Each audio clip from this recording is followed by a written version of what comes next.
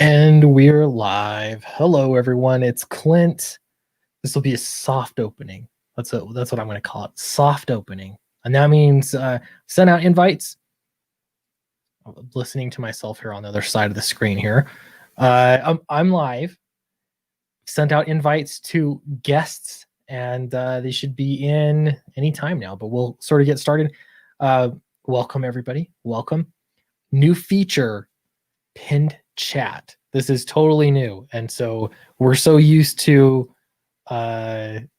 basically just spamming the chat with the link. In this case, I can actually pin one to the top.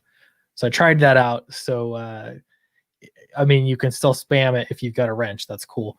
If you don't, though, then you can just look up at that pinned option at the top. Did I call it a tweet? It's a pinned comment in the live section. So we'll see how it goes. Welcome, everybody. Let's see. I'm clicking on the wrong screen here. Here we go. Hello, Clint. It's Eastern Daylight, not Standard. Did I do something wrong? Eastern Daylight, not Standard? I don't know. Eastern Daylight, not Standard. I don't know why that means anything. But hello, Fatality. Hey, Clint. Michael Bancroft. I've been using the pinned chat for 3 days now. Get with the time, Stoker. I know, man. I've been streaming elsewhere, but not so much here. I just remembered I forgot to send a link to one more. There's too many. The weird thing is, here, I'm going to post. There we go. There's the link. Weird thing is, for some reason, when you launch a campaign and you're running the YouTube channel, everybody thinks, oh, he's streaming a lot. I'm going to ask him if I can promote my campaign, which is fine. Like, I get that, but it's just funny how it always follows. Like, I'm doing my own promotion, and then I have lots of people that want to promote. And then when things, I'm not streaming as much, which is probably the reason. I'm not streaming as much on the sort of the off season, and then I get I still get a lot of requests, but not as many. So it's interesting how it happens. It could also be that it's the fall time, a lot of campaigns. And so that's a thing too. Charlie is here. He will be coming in. Says, yo, I'm getting my earphones working. No worries, Charlie. No worries. This will be a relaxed stream. Hello, we have Nandor here. Hello. Hey, Clint. What's up, man? Hey, not much. You're live already, just so you know. So don't. Okay, yeah. No, that's cool with me. I'm prepared. Excellent. And you've got Nandor. Am I saying your name right? So it's actually Nondor. Yeah. Nondor. Thank you. I always say everyone's name wrong, so I hope that doesn't make you feel bad. But dude, thanks for Nondor. You're okay. I've dealt with it most of my life, so it's okay. I didn't know, like, everybody's making up names, and that's part of the fun, is like looking at names they're making up. I just use my real name now, which sometimes can cause some problems. But you're doing it too, so that's Yeah, it's actually Hungarian, and nice. My mom, she's from Hungary, so that's they were like, my mom and dad were like, okay, let's give my brother and I, let's give them some weird names to confuse everyone for the rest of their lives, That works. It's memorable now. So yeah. There's something to be said for that. Here's Charlie. He's also memorable. Hey, Charlie, what's up? What's up, Nader Fox Schaffer? That's a good name. It kind of looks like you're in a fish tank, which is kind of a cool effect. It's like this green. You're bathed in green. To do my screen sharing, I have to use the audio through my computer, and the camera, there it is, from my computer is an iSight that I bought in 2007. Oh. So I'm using a camera that predates iPhones. And nice. So it's over there instead of, okay, that's where the camera is. I could move the camera, but yeah, it's good. It's like moody. It looks like it's I don't know. It's kind of noir, Everything has a green hue. It's great. Yeah, like you're really like in it right now, like in this serious mood right now. Yeah. All right, Charlie's so let's see. Charlie's gonna try some drawing. This will be the first time on my stream, live drawing, and we'll have it shared, Yeah, let's assuming see. everything works. But you've Did done it it last night with Dan, and I drew. Let's see. Let's test the screen share. Screen share. Select my window. Screen. Now screen.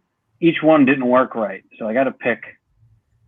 I got to sort of pick. It's all right. Drawing with Fraggable. You got time. You get it worked out. Alex. Oh, here we go. Like that. So that's the one I drew. I drew that with Dan last night. Oh man. That was when we started. He pitched the word cool, was man. he said adventure. So see what happens? Oh, maybe if I don't go full screen. All right, so I have to pick. Okay. Yeah, I have to pick. All right, that messed It's okay. up. You keep working on it. We'll version area. It's all good. It's all good. Keep working on it, and we'll kind of go with it. It'll work out. Meanwhile, we got 20 people in here so far. Welcome everyone. We're just warming up as everyone gets in here. Yeah. Yeah, it'll be good. We got K Manifesto here that says, "Whoa." Yeah, that's what I thought too when I saw Charlie's green camera. I think they're talking about the drawing, maybe, but maybe not.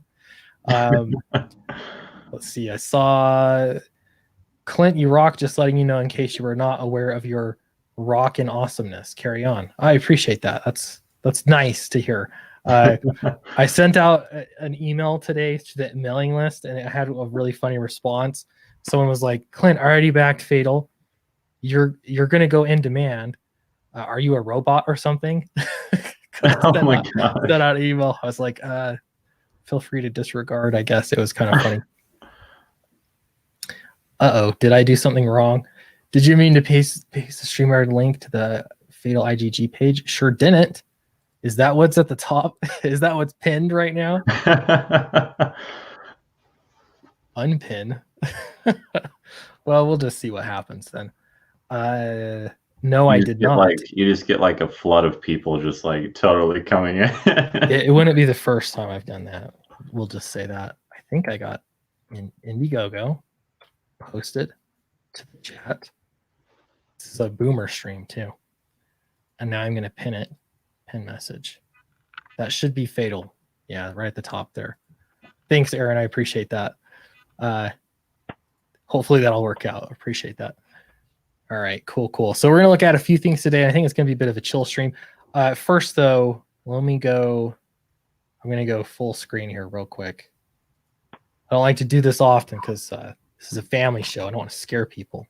But we're going to get into my face here because I got some comics. I got this today. This is Heroinberg. If you're in the chat watching, I know that we often see the Heroinberg team. I think it's a team that sent me this comic. Very cool. And it's actually based off of a live action TV series, I think, or it's a web series or something. It's a live action series, and they've got a comic for it, and they've got number 2 coming out soon. So, and then I guess they want to get the whole thing finished first, which is kind of it's a good route to go. I'm gonna be doing a little bit of that in the future, having everything finished. The other thing I got is Captain Love. This is from the mysterious Mr. E. I think I remember his name right. Mr. E Comics. He sent these. I've got the floppy version and the version with a spine, I guess trade paperback version. I don't know if they're definitely not the same page count. So this is like a full trade paperback right here. Fantastic. Really, really cool looking art. The camera there. Just one example. And so, I don't know, it's always fun to get comic books. So appreciates everyone that sent me books. Can't promise when I'll get around to reading them because I have a ton of books to read, including crowdfunded books. But it's always good to get them. So that's enough scaring the children. One more item of business here. Identity Crisis for $4.99. Thanks so much. Says, dropping in to say, hey, at work right now, but stoked for Fatal? ? For Clint, what's the best way to make contact about a possible writing project? I probably email me. I'm super busy right now, though. I'll tell you that. So it kind of depends on what it is and several other things. But you can email me. It's sweetcastclint@gmail.com. That's the best way to reach me.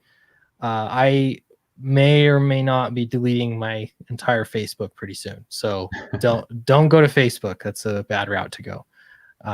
But yeah, my email is a great place to go. So thank you and appreciate that super chat. All right, cool. So all right, we got business out of the way. Here we go. Charlie, is this the right screen? Looks like you're drawing. Well, that was what I was drawing. That is a panel on page 17 with an unfinished background and some stuff that's got to be tuned up. Very cool. That's them. Yeah. That's them splitting off from the scenery down at Bugsy's Beanery down the steps. And let's see, I can give you a full scope. There they are. There's Moxie hopping through the crowd. She's hopping through something that's kind of disgusting that she's getting yelled at. Then there might be there. I was thinking this page might be a little too packed. There's those 3 panels right there, really tiny, and then there's this one. So you can see how it's sort of a small panel, but there's still a lot of people back there. And then there's this one that I don't know. Should we squeeze this onto the next? Squeeze it here or onto the next page? This is where we're gonna put. This is the intro of the guy who is being drawn into the book. There he is standing against the wall. And let's see, this is panel 7. So this is the sort of introduction, but it won't be the full cameo here in the one panel, right? Yeah, no, he'll be on the next page. And so right here is where we'll have there's her jacket. Nice. So here they are. They came up the steps. They're going up steps, leaving the party behind. She's looking over her shoulder, saying, "Yada yada yada." That's I don't know what she said. That's your job. I can't. That's even my job. Yeah, we'll work. Cool. And then that wide shot. Yeah. So then there she is coming up the steps, hanging on to some sort of banister on top. It's Moxie because she's always got that. Yeah. Big curly hair behind her. Good mark of character design, right? You can look at a silhouette and see who it is. I'm already impressed. Even just drawing tiny people is hard. So I'm impressed. So we'll keep playing this. That's awesome. Eric's going to come on. It'll be great to see Eric. It's been a little while. We've been 2 ships passing in the night. Is that the phrase? I don't know. We'll get him on. Looks like his stuff is together. My stuff is together. So it'll be good to see Eric. Leave me some room. That's right. He's there. I'm not leaving any space for words. So maybe he's right. We should. Oh, for lettering. Don't worry, Eric. That'll be my job too. I won't. I'll be economical. So maybe he won't be coming on the stream. I didn't think about it that way. Sorry, getting a few other questions here. There'll be like all this room for balloons. It's all over the place. Yeah, no, we'll be good. I think we'll be good. Resident Antagonist says, "Bah, what kind of starving writer doesn't jump at every offer? Your ego is getting big." Well, does it pay, or is it one of those like, will you write this and crowdfund it for me? I get a lot of those offers, like crowdfund it for me. I don't know. It depends on what it is. Clint, who would you recommend for an editor? There are a few editors that I have used. I can tell you that Christina Lynn is an editor that has experience on comics. I tried her out on my last book with specifically, she did the Secret History of Strata, and then I also had her read over and do a copy edit, so just like a line edit on the main story. And I think she did a really, really good job. She knows her stuff really well. I also use Brandon Crowther, and you could email me if you want contact information or just look these guys up. I think it's affordableeditors.com and he is pretty affordable. He's also just a really good guy. And I think they've both been good so far. So editors, I like to have a few in my Rolodex. So those would be two that I would recommend. I think there are others out there as well. Albino Thunderbuns, you see him in the chat sometimes. I've never personally used him, but I know Eric has, and a few other people. So he's got work. So there are editors out there, and I'm glad that it's kind of become a meme now. People post, if I ever spell anything wrong in a YouTube video or say something wrong, people will put in the comment section, geez, CG really needs editors or something like that. And, so yeah, that comes up. Yeah, that's always been tricky for me to find our editors. As a writer, it's like you're always trying to find someone that you can collaborate with and work with well, and it's always been tricky for me to find like the right one. Yeah, it can be a challenge, but it is important. Yes. Especially depending on what their role is. So, but Nondor, I have that right? Yeah, you got it. You got okay. Like, I gotta make sure I got it right. All right. So we're looking at your campaign here too, taking a little break from Charlie's drawing. This is called Seasons, and you're the writer on this project. Yes. You want to tell us a little bit about it? Yeah, of course. So I'm Nandor. I'm the writing creator of Seasons, and we're launched a Kickstarter for Seasons Volume 2 Summer. And Seasons is a supernatural superhero story that's planned to be told over the span of 4 volumes. And obviously each volume would be a season of the year. And we started with spring. We crowdfunded that in 2018, and now we're back for volume 2. And if you're fans of I kind of have a little list on there on the campaign, but like James O'Barr's The Crow or Midnight Nation by JMS and Gary Frank. Also, there's some manga influence, especially with the visuals. My artist Anthony, he's big into that. But it's a black and white comic, but it really, saying that doesn't really do it justice, because something that we're going to do as the books come out, we're going to be adding color with each new graphic novel to kind of complement the story, because it follows this young man through 1 year of his life, and with each passing season he gains new powers and abilities, and he's really trying to find meaning in his life. And we wanted to add color with each volume to kind of show and represent that idea of him finding wholeness. So it starts out black and white with the first volume, and as we go, we're going to be adding more color to it. Very cool. Well, nice. It looks beautiful. Even I don't know, there's something when you do grayscale, right? You know what I mean? It looks good. I think it's just as immersive as color. Yeah, exactly. When we were developing the series, we were really debating about whether it should be color or not, and it really ended up, for story purposes, really to start it out black and white and kind of see people's response to it. And then it's always something that we could maybe add later on, just to see if the fans want it or not. But sure. Yeah, like that page there kind of shows, some color elements there. And that's one of my favorite pages, because as the sun is setting, the page is setting itself. And it's a really, really cool page. Very cool. Yeah, I've seen the artwork looks great. I think there's a lot of good stuff on her. Just great expressions, great poses. Thank you. Yeah. Very, very cool. All right. Well, I'll post the link. We'll take a look at this again a little bit later. Yeah, sure. It's always good. So far, we launched October 1st, and today's day 5. So we're off to a really strong start, especially compared the numbers to the first volume, and we've kind of doubled, almost tripled, like the amount of backers in this time frame that we've had. So it's been really, really encouraging. I'm really humbled by it. So it's been awesome. Fantastic. Nice. We're also, of course, we're looking at Fatal on Indiegogo right now. I named this stream 69,000 and a bottle of rum. No, and the Art of Charlie Snogans, something like that. So Fatal's still live on Indiegogo. The next stretch goal is 70,000, and we're getting so close that it's almost obnoxious how close. Yeah. you just want to get past that stretch goal.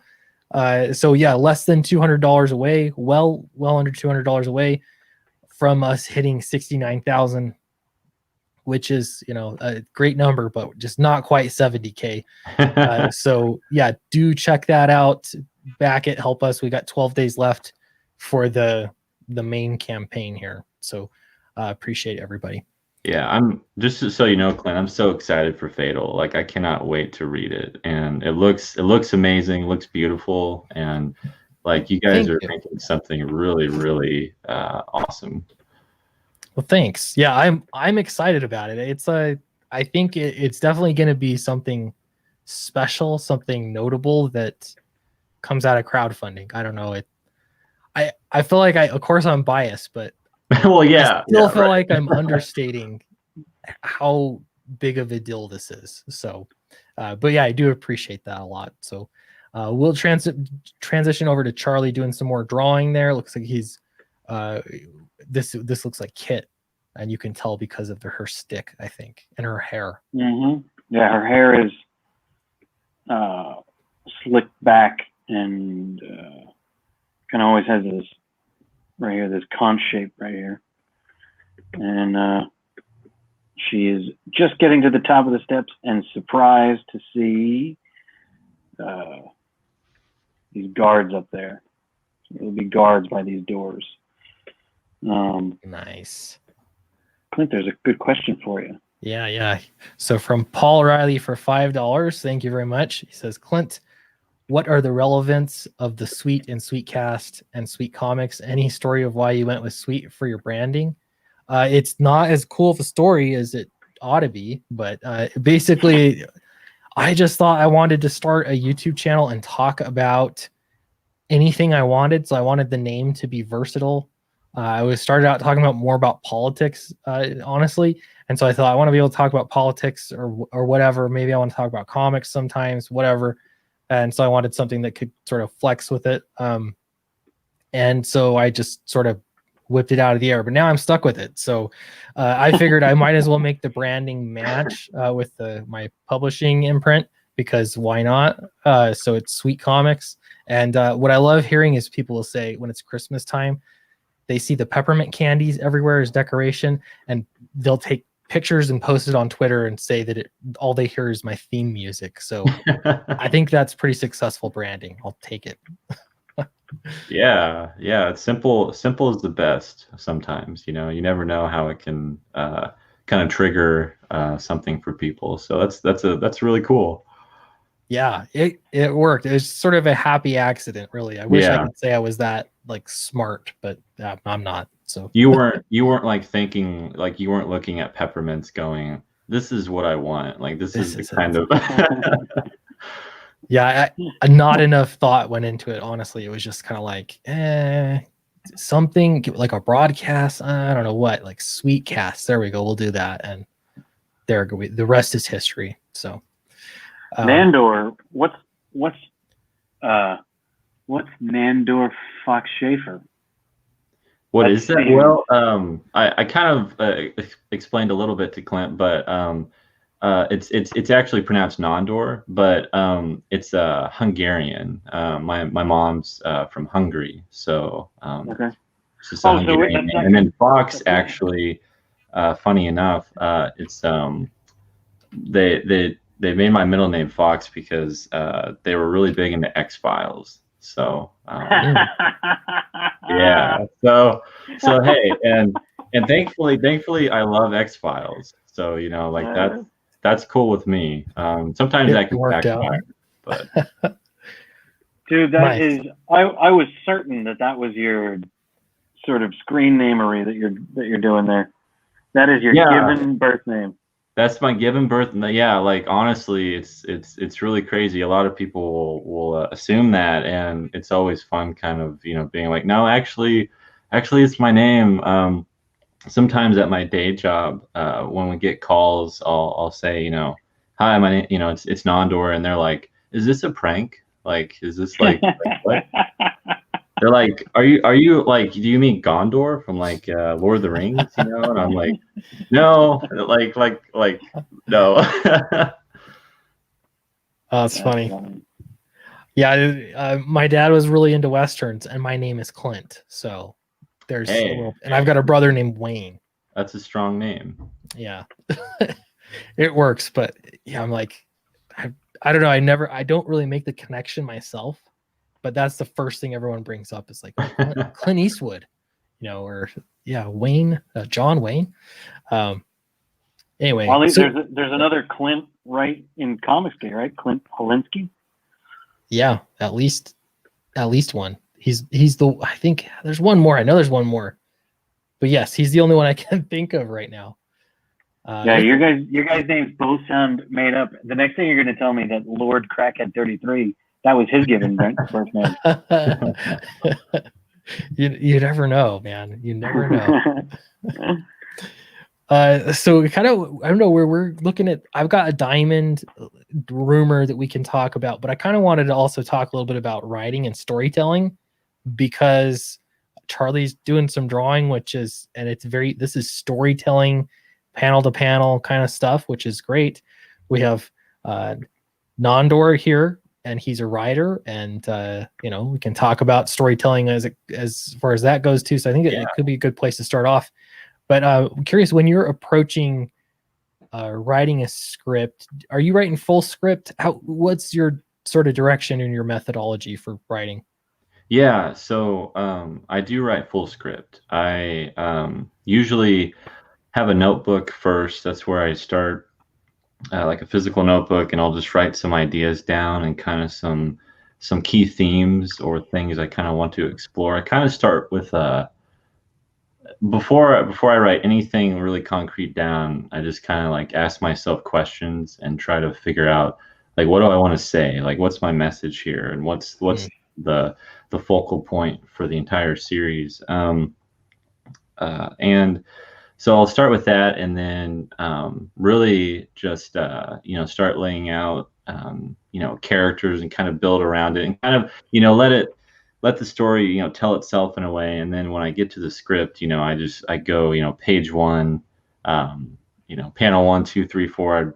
Describe everything as much as I can, but not too descriptive, because it's always really fun to work with an artist and have them put their own stamp on it and not like constrain them too much too. And that's something I found. My first book, Seasons Volume 1, spring, and then I actually published another one, a crowdfunded one, called Lifeline, and I worked with 7 different artists from all around the world on it, and it's a cohesive, like coherent story. It's not like an anthology piece or anything, but it's just each chapter in the graphic novel takes place in a different decade and is told from the perspective of a different character. So I wanted to work with different artists to really convey that visually and with the story, because it would help it so much. And that's what really got me excited about that project. And it was really fun working with all those different artists because they all brought something unique to the script, and they were really excited to put their own stamp and identity on it. And so I always kind of leave some room, but it really helps me to organize my thoughts, and that way I have my part done, so that when I work with someone, if they have any questions, I'm not like, oh, maybe, it's like usually I'll have what I need done, and then work from there. So I think it's good. I've heard that a script, it's the architectural document. It's like the blueprint, and then you can work from there from the ground up. Yeah, absolutely. So I normally write in full script. We're doing Fatal Marvel method, which is a lot of fun. Cool deal. Yeah, and especially Charlie's a very good storyteller. As we're getting glimpses of right now. But yeah, so it's kind of fun to switch it up a little bit. I just wrote last week. I had a few really late nights writing, and I wrote the next issue for Downcast. Oh, cool. Cool. So that's been kind of fun. And part of it is like the investment ahead of time. Like I'm planning on doing what would be 3 issues for like the next crowdfunded 3 issues. Plus we're going to have backup stories with it. So it'll be like it's going to be a good sized book, but there'd be 3 issues that'll go through Alterna later. Yeah. And then I'm planning 3 more. And so all of this is like, okay, I'm going to write this whole thing. I'm planning the story to be a certain length, which is going to be for this particular story arc. It's going to be 6 issues long, 20-page issues, 6 of them long. Right. And so the way that I'm approaching that is like, it's very different than like how I did Downcast 1, because I felt like I only had 52 pages to tell a story. And so I don't know, I just had more room to do it. And so it's been kind of freeing in a way to sort of have a bigger plan that you can really spend your time and develop some mystery and some intrigue, and you can do more with that space, which has been kind of fun. But with your project, you've got 4 installments, correct? 1 for each season? Right. And they're each over 100 pages. So like, there's a lot of room, there's a lot. And that's something that was really important to me when I started, because I knew it was something really big to take on. And I actually have pretty much all 4 volumes scripted out already. So it's like I really have my part done with it, but I'm always kind of, editing here and there, and, still letting it, sit with me and not just being like, oh, it's completely finished. But especially one of my favorite things to do, something that Anthony, the artist for Seasons, him and I will do, we'll read the script together, and we'll also, storyboard together. And so we'll go panel by panel together, and he'll have an idea or like something he'd want to see, and we'll do that. It's like it doesn't have to be. It's not like where it's like this is set in stone. It can be like a living document, and we work from that. And he'll come up with a really great visual idea that in my head, I hadn't thought of, and I'm like, that's perfect. Like that, what a great way, And then when you're trying to do page turns and all that stuff, so it makes for the collaboration to be even better. But yeah, it was, that was the cool thing about Seasons too, was as I was writing it, since I knew I had so much room for so much story for the rest of the books. When I was writing the first volume, I was like, it's okay if I don't have like this particular action sequence here or this particular like moment here. I can save this and use it later. And so that always really helped too. Nice. Nandor, you look like you are 12, and you sound like the most sophisticated dude that blew in off the Great Plains of all time. How old are you? I am 23. A little older than 12, but not much. Only double. Yeah, I started writing Seasons when I was 18, and I got it published when I was 20. So wow. Yeah. That's great, man. Yeah, it's I don't know, more experience you can get, especially with comics. Even I don't know, for me it was like I wish I would have figured things out sooner. I tried to, but it's hard. Like comics are a whole other thing, just with getting artists and making all that work. But I mean, yours looks really good so far from what I'm seeing. So thank you. Charlie has blacked out. Speaking of Charlie, and we got to say hi to Eric too, but let me get the super chat, and then we need to spend some time on Eric. Draw and Talk for $2. Thanks very much. Says Charlie's lighting, such a moody emo artist. Yeah, it's emotional. We're emotional in here. It's a green wash. Eric, how's it going? I'm good. How are you? Hey, I'm full screen. How's the new office treating you? It's wonderful. Absolutely wonderful. Plenty of room. Plenty of here, you can see a little bit sharper here. A lot of room to run around and play and jump and run and all that good stuff. Things are good. It's good. Yeah. Does that mean your kids are down there running and jumping all the time while you're trying to work? Well, there's a TV right over this shoulder, but it's actually broken. I got to get a part to repair it. And then when that gets fixed, yes, they'll be down here running and jumping. Actually, it's not even in the basement. It's a lower 2 or 3 step down family room area that is just my entire office. So it's creation zone here. Got the mini fridge back over this side, bookshelves, and then it's all shipping and stuff behind me.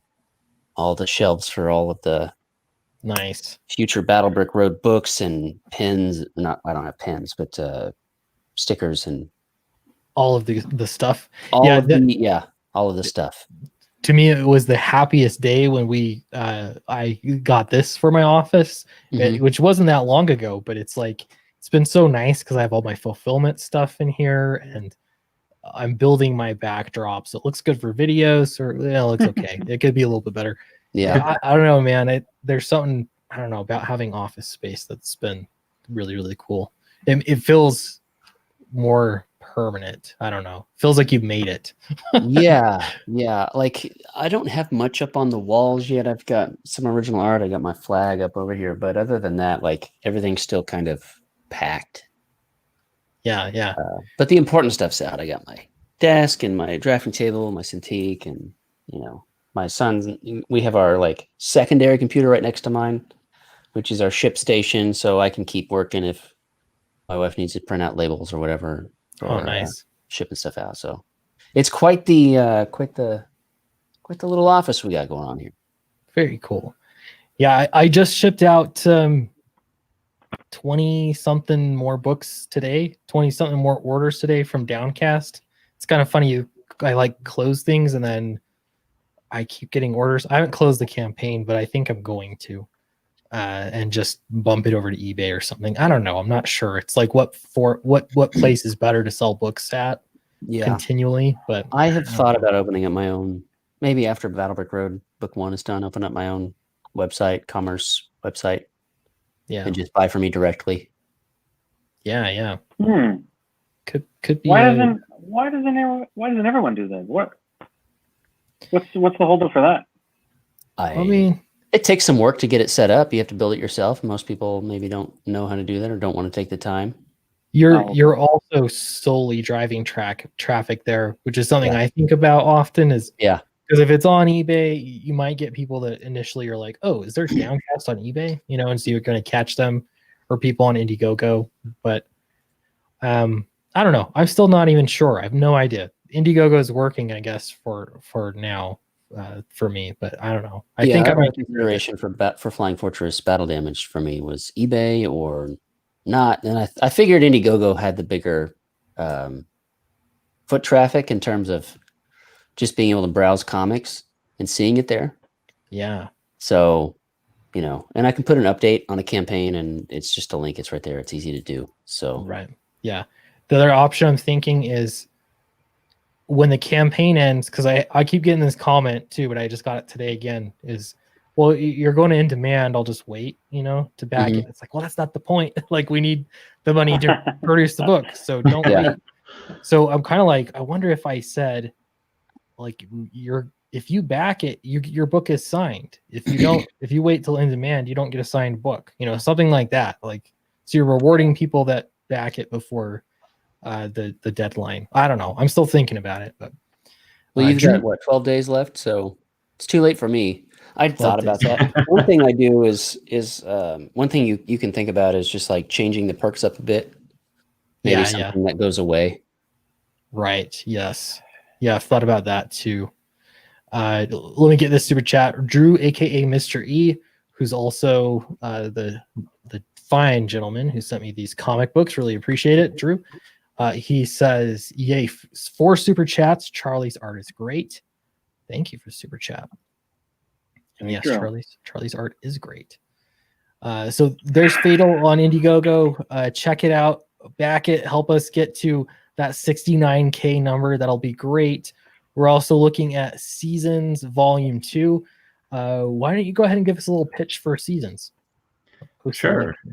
Yeah. So I kind of spilled some of it earlier, but Seasons is a superhero supernatural planned four graphic novel series, and we're doing the Kickstarter campaign for Volume 2 Summer. And Summer, for each volume, they're all going to be a little different, in terms of story and style. But Summer is definitely, I would say, out of all four, the blockbuster, the most action packed out of all four volumes. And it's our main character Fletcher. He's really on this quest for answers and trying to understand and figure out why he has these abilities he does, and why he's thrust into this whole new kind of supernatural world. Like, not necessarily like on the surface, it's very complex, and like what he can do, and like what his abilities are for each season. So and in this story, we really feature. It was really important to me for one of the volumes to kind of harness and spotlight the idea of nature as a like outside force that can kind of manipulate and also be an obstacle in someone's way. And so, like, Fletcher, there are these the main character's name's Fletcher, and there are these, I guess you could call them kind of elemental figures that kind of represent each different element. But the only reason they're these different elemental figures is because of like a personal demon that they're kind of dealing with and fighting with in their own life. So it's a very kind of introspective, deep story that has a lot of flash to it. But when you get down to the kind of the core of it, it's really about relating to other people's kind of infirmities and their kind of psychological issues, and the things that really make people tick. And I'm always trying to ask myself, why are we here? Why do we exist? And like, what is our purpose? And all these characters are kind of on this quest to find that. Very cool. All right, so that's also, I posted that in the chat as well for you to check out. Awesome. Cool. So we're going to talk about, I'm going to show Charlie's artwork as he's drawing here. All I have is a tweet from Clownfish TV, so I'll read it to you, but there's no sense in sharing the screen because I'd rather look at the art. So we're going to do that. So Clownfish TV said, apparently Diamond is laying off again. That's not a good sign. He continues here and he says, a friend of ours who has been with Diamond forever broke the news on Facebook, but it's not our place to out them. I'm sure more people will come forward soon enough. So this has been a bit of speculation that it was coming, and Neon at Clownfish TV, I think he's pretty reputable. So I believe that that's probably the case. I tried to find anywhere on Diamond's site. They've got a media section to talk about layoffs. They have posted nothing yet. I've seen no official news. So right now it's still like, I guess, early phase, rumor phase, but I suspect that it will probably be in at least like Bleeding Cool within the next 2 or 3 days, I suspect. So that's the rumor. What do you think, Eric? Well, I'm not. Are we surprised? Not really. No. No. I mean, ever since it was like 1 week into quarantine, pandemic time, and they had to shut everything down. Yeah, so. It's the what was their let's make our bounce back better than our setback or whatever. Yeah, our comeback going up very well. Yeah, our comeback bigger than our setback. Yeah. Yeah, I assume the loan has run out, and they're having to cut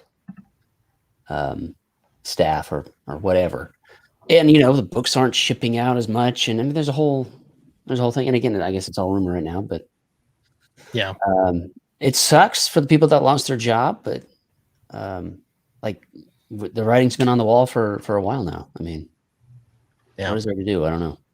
I see it. And Peter Cimetti responded to it. He says, supply chains are affected top to bottom. Distribution is made part of the supply chain. No surprise here. None of this should be surprising after Diamond hyped back the comeback with nothing more than a bad graphic design, a T-shirt, and a please get some comics, okay? Savage. Peter's getting more and more savage ever since he's cut ties with Diamond. He's just like, Yeah. I mean, he was critical before, but he just says it how it is. Cracks me up. I came here for the comeback, and all I got was this lousy T-shirt. That's funny. Brutal. Yeah, that's brutal. Yeah, so you'll let us know, chat, what you think. Is this I don't know. Is anyone really surprised? I feel like that's the sort of the news. We just give it to you, and I don't know. We'll wait a couple days and see what happens. But Roland says Clownfish takes too long to get to their point in their videos. Yeah, YouTube actually posted something about that. How it was supposed to be a joke, but they said there are creators that say, I'm going to just jump right into the video after they've talked for like 5 minutes. But that's because they punish you if your video is shorter than 10 minutes long. So really? Oh yes, they have a very specific cookie cutter window for YouTube videos, and like the length and all sorts of stuff, and they'll promote your videos if they fit this particular mold. So if that is a bit of a problem, I think, in videos for sure, but it is incentivized by YouTube, unfortunately. Is it because of how many ads they could roll in a 10-minute? I'm not sure. There could be two things. So there's like a cause and effect question, because it could, one, be that people genuinely are looking for videos that are 10 minutes long and they've figured that out, or people are more likely to watch videos that are 10 minutes long. Or it could be a revenue thing, and they're just getting more revenue for videos that are in that range. So that's why they're trying to push them for. I'm not sure. I hate 10-minute videos. 10 minutes is just long enough for me to be annoyed, because it's done, and I know I'm not, I guess, the target market for, oddly enough, anything. So I don't know. I think 10 minutes is it's just foreplay. Get it going. I need 45 minutes or longer. Although, I mean, so Like if a I full do podcast. Yeah, Good point. that's the way. But I mean, I don't know. I guess I'm different because I'm just sitting here all day listening to stuff. Eric, I'm assuming you're somewhat the same. Yeah, absolutely. Yeah, it's just what can I listen to while I work? That makes sense. And I don't want to have to keep clicking and finding stuff. If I can put, you put on Rogan, you're good for 2 hours, 3 hours. Like that's right. Yeah, it'll just go on forever in that case. Yeah. I posted, watch a Jack show and there's 5 hours of horrible entertainment. Dude, I just listen to Warner Brothers cartoons now. I just put them on and leave them. Simpsons, Warner Brothers, that's it. You can absorb the violence. Yeah, I used to listen to all politics all the time, and I have been again a little bit because everything's heating up. But I sort of got annoyed with everything. It was just sort of, just give me Bugs Bunny and The Simpsons, and leave me out of the rest of it. Yeah, I don't know. Comics has been a tough niche lately. I had a conversation with a YouTuber last night that is a much bigger channel than I have, and I asked him some questions and stuff. Anyway, it was really helpful. But yeah, he was saying that comics are they're becoming a smaller niche, and like you've heard someone like like Zach will say, even like it's becoming, people are less interested in that kind of content. But then at the same time, you have people like Davey 405 or 405. You guys ever watch his YouTube channel, Bass Player? No. He's pretty funny. He's got this, I think, formula figured out, and it's about playing bass, but he's so deadpan humor about it, and it kind of has like a PewDiePie, the fact that it has lots of fast cuts and stuff. So that might be annoying, but he's figured out a way to make bass playing videos that appeal to absolutely everybody. Like, he's massive. He's just got, I don't know what, like 2 million subscribers or something. Like he does so well, and it's all just about playing the bass, and he's got all his little inside jokes. and he's killing it. But I don't know. So I think like if you could do that with comics, I don't think I'm the guy to do it. I'm not sure I could do it. There was DHC, like he was just a Dave Finch clone, and he got like 1 million subscribers, and he would do these like 24-hour streams and draw Who is that? without lifting your hand for 10 hours and weird stuff like that. His channel has changed over the years, but it's all just weird art stuff. Which is Who just is? What's the drawing. name of it? ZHC, those 3 letters. ZHC. Okay. Interesting. Yeah, there's I don't know, there's some drawing channels that have, well, even Dave Finch's channel is growing like crazy. And Yeah, he's got it is. It is. great I've been videos. watching the numbers for it, and I'm like, wow, this is really happening. I mean, you're getting, dare I say, comic artist pro secrets when you watch him. I mean, people love his artwork, and he's giving, not only is he doing Monday night live streams, but once a week or 2 weeks, he's like, this is how you draw the torso. And Yeah. it's, Yeah. people love that kind of content. The educational stuff, like how do I draw houses, like whatever, Oh, that yeah. stuff Well, here it is. can be, if it's done consistently and it's done well, Right. you could really grow a channel. Like drawing live streams aren't that good, but people will watch speed drawings and speed paintings all day long. Yeah. Yeah. And his are, I think part of it too is the fact that he's so good at it, so watching, because I'll see like, if I look, whatever, how to draw a torso, you're going to see a few different examples and you see his among them and his just looks better, Right. like the art looks better. So you're like, I'm going to see what this guy has to say Yeah. about it. Yeah. And also you're gonna be like, oh, that's Dave Finch. Like, who else would I want to watch? Yeah, Like, exactly. Yeah. And I'm sure that there are people, he's got a name and a reputation, but I'm sure he's picking up people that are new to comic, or they might be interested in drawing or something. Yeah. You know what I mean? They're He's always normies, so answering to speak. questions, and Yeah. like he'll do his Monday Night Draw, which I think is a great title because it's like Monday Night Raw.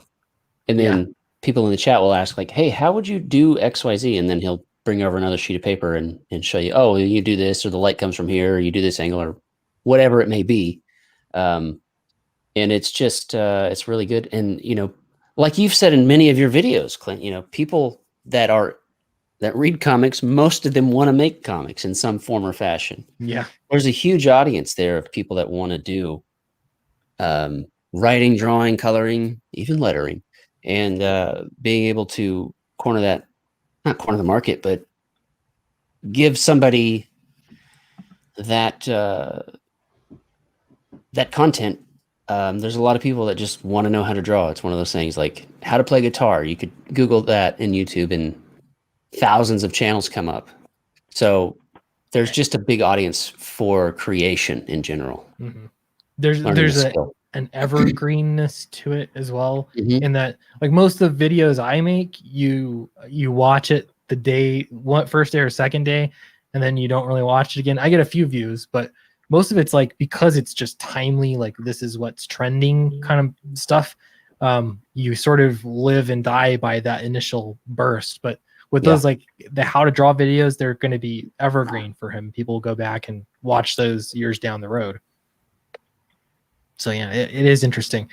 I've been kind of talking about politics a little bit more lately, and I wanted to see if people noticed, but the views have been up, and I'm like trying to like get politics and comics working together, which I don't know if part of me is, I'm like, should I be doing that? I don't know, but people are watching it more. I'm getting more views off that, so I kind of want to just do more. You're good at it.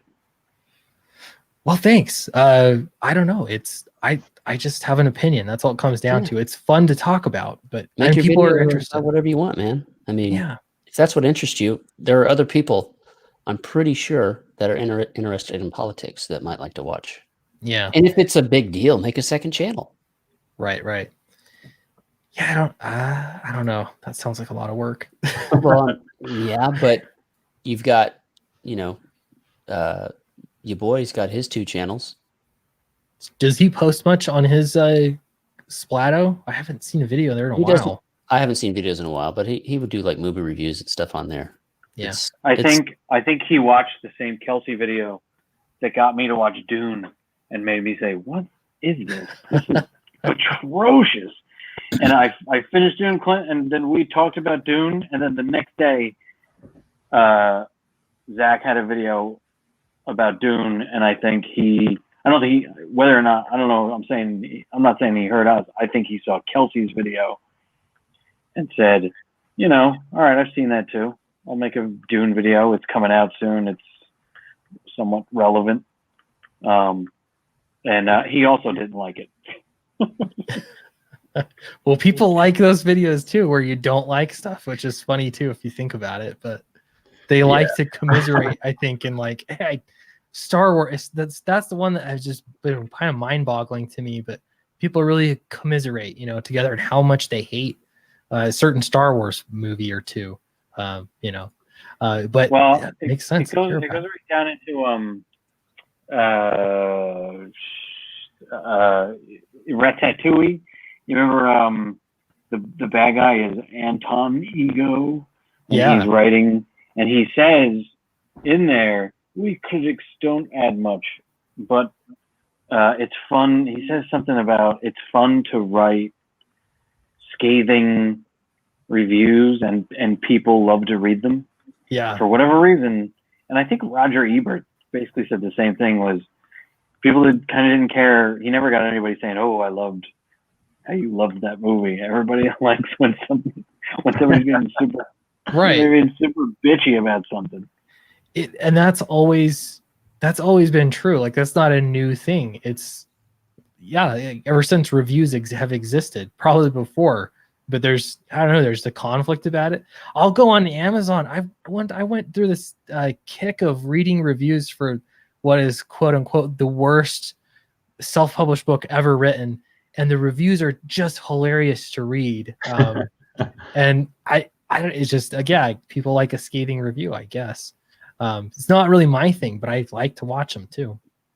Aaron Olson has a question for you, Charlie.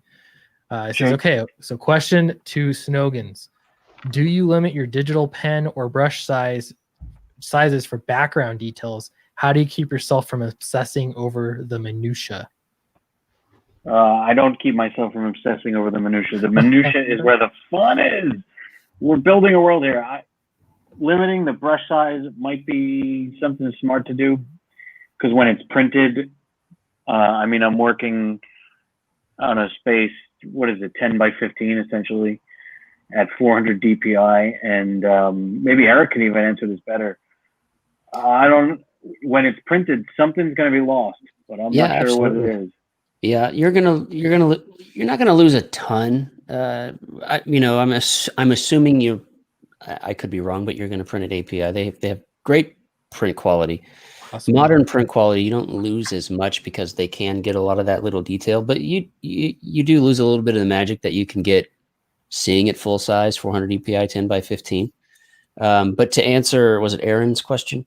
I would suggest not zooming in too far. That's how you can get lost in the minutia on a digital drawing. On my setup right now, because the way I'm working is I'm doing my layouts digitally, and I actually do my layouts.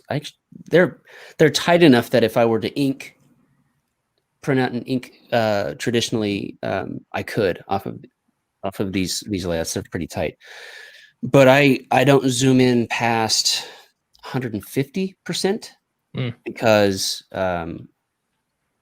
I don't want to, because I am printing it out and I lightbox over that, and it's just pencil, and you just can't get that detail in that way.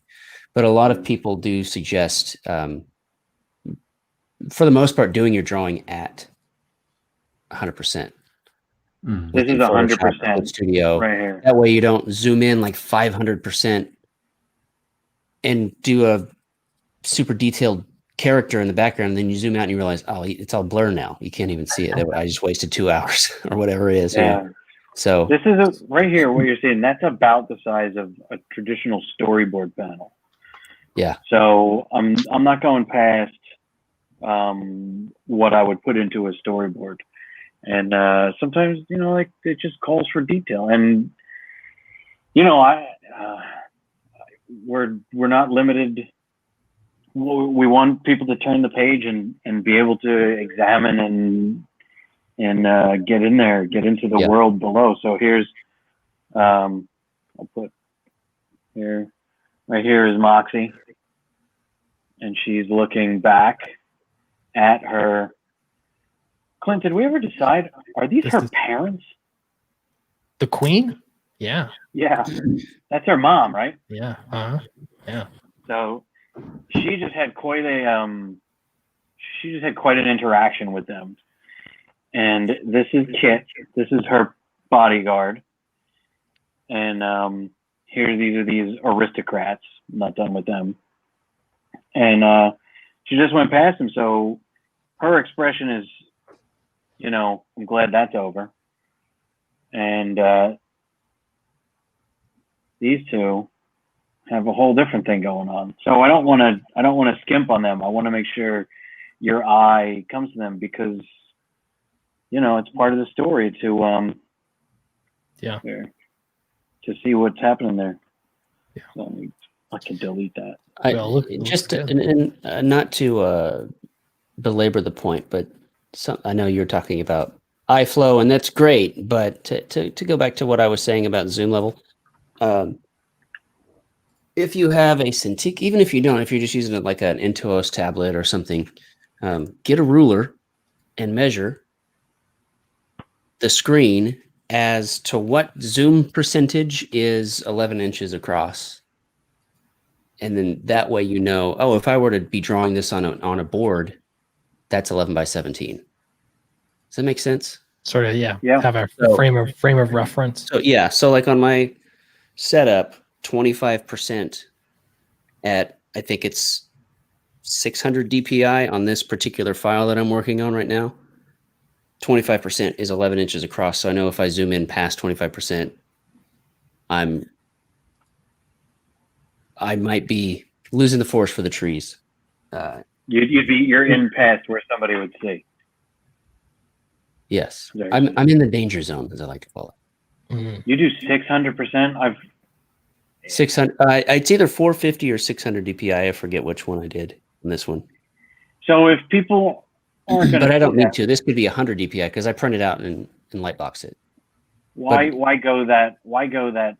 I mean, I've drawn stuff that get printed in a magazine. Sure. The magazine's printed 150 DPI. So you work on 11 by 17 at 300. So now I'm doing 11 by 17 or 10 by 15, whatever the board size is, at 400. So I'm 100 over what I would have ever done for a print magazine. Why go higher than that? You go higher. I got this from Malin, and I may be remembering the details slightly wrong, but at Marvel, when he was working at Marvel, they had him do 450 because in the off chance that some of the artwork gets used in anything other than a comic, a poster, a banner, or anything else, it can be sized up a whole lot easier, and it's not lost. You don't lose any quality. All right, that makes sense. Make a T-shirt or something. Sense. So like a small panel could be a larger T-shirt. It could be, a cover can be a giant banner at Comic-Con, and you don't lose any quality. Things like that. Interesting. Yeah. And I just have this as my default for this particular template. So in the future, when I do finished work on it, it'll be good to go. But right now, like I said, it could be 72 DPI. It doesn't matter because it's a light box. I'm tracing over it either way. So. But interesting. Hopefully that helps answer Aaron's question. Yeah, man, that was a perfect answer. So for the purposes of the actual book, we'd never actually have to go that high. The margin is already built into that 450. Yeah. But imagine, right? Well, they're still going to print at 300. They ask for 300 DPI. Yeah, they print at 300. And it's not even 11 by 17. Then they size it down. So it's But imagine that the fans 10. Read the book and they're like, oh, the page, I'm throwing out a random number here, but the double page splash on page 24 and 25, that should be a poster. And then now you can make it an enormous poster if you wanted to. You can make 24 by 36 or whatever, and you don't have to worry about it looking pixelated or whatever when it prints. So nice. All right. I think we've all learned something here. I feel good. I feel good. Here's a comment on the political videos. I am curious about this, guys. Is Alex I have to see what Alex said too. Said I agree. I like Clint's political videos. He has a clear logical flow to his reasoning, and he's good at calmly pointing out flaws in bad arguments. Oh, thanks. I'll do more. I'm kind of like, people watch them more. It seems kind of weird to sell comics with politics, but it works. Like I had the one video I posted on Saturday, and that video pulled in $1,000 in backers.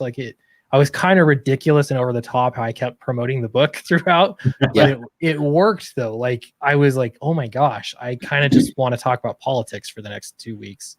Do it, Clint. I mean, it's election season. Everybody's talking about it.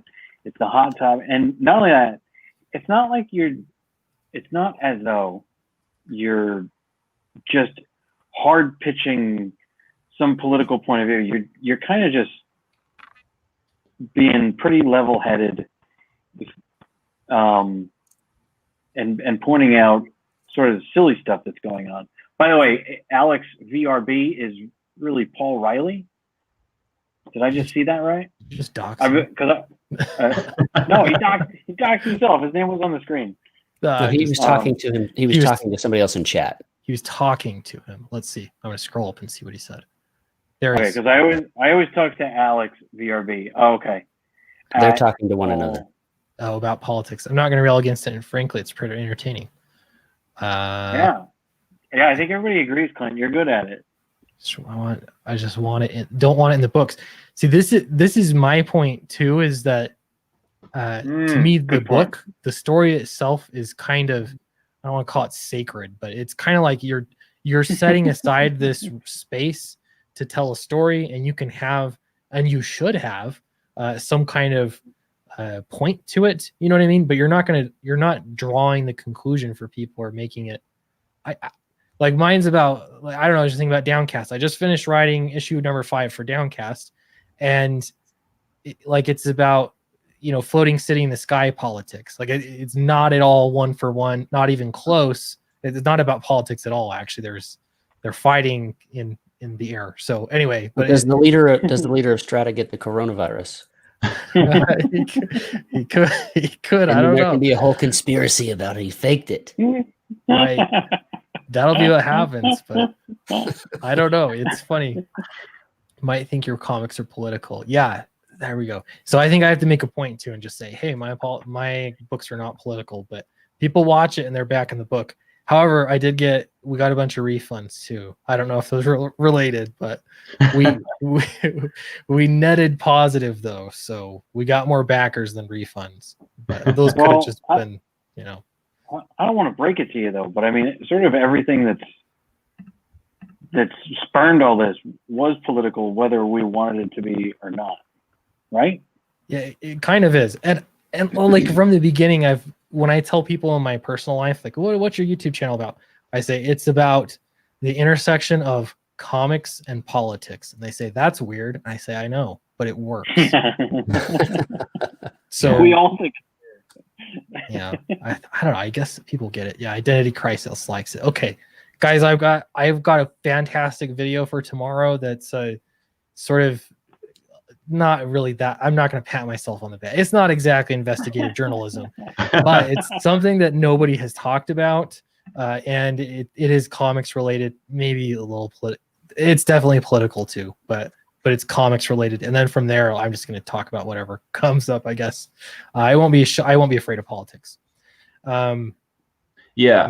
Just my 2 cents. I think when you have a channel, and you're kind of wondering what you should do, I think the good, maybe compromise or the good balance of it would be, it's like not everything, has to be political that you make, you can kind of balance that out with like, here's one that's kind of like political, but and then the next video you post is something, totally unrelated. And I think that can help, bring in people who, just want your thoughts on the comic you're making, or, and then for the people that want to know more about what you think, you can just have those videos there for them too, because I'm kind of the mind where like I enjoy listening to other people's ideas and thoughts and stuff, but then sometimes when you're since it is an election year and such a political time, you kind of do want to get away from it for a little bit.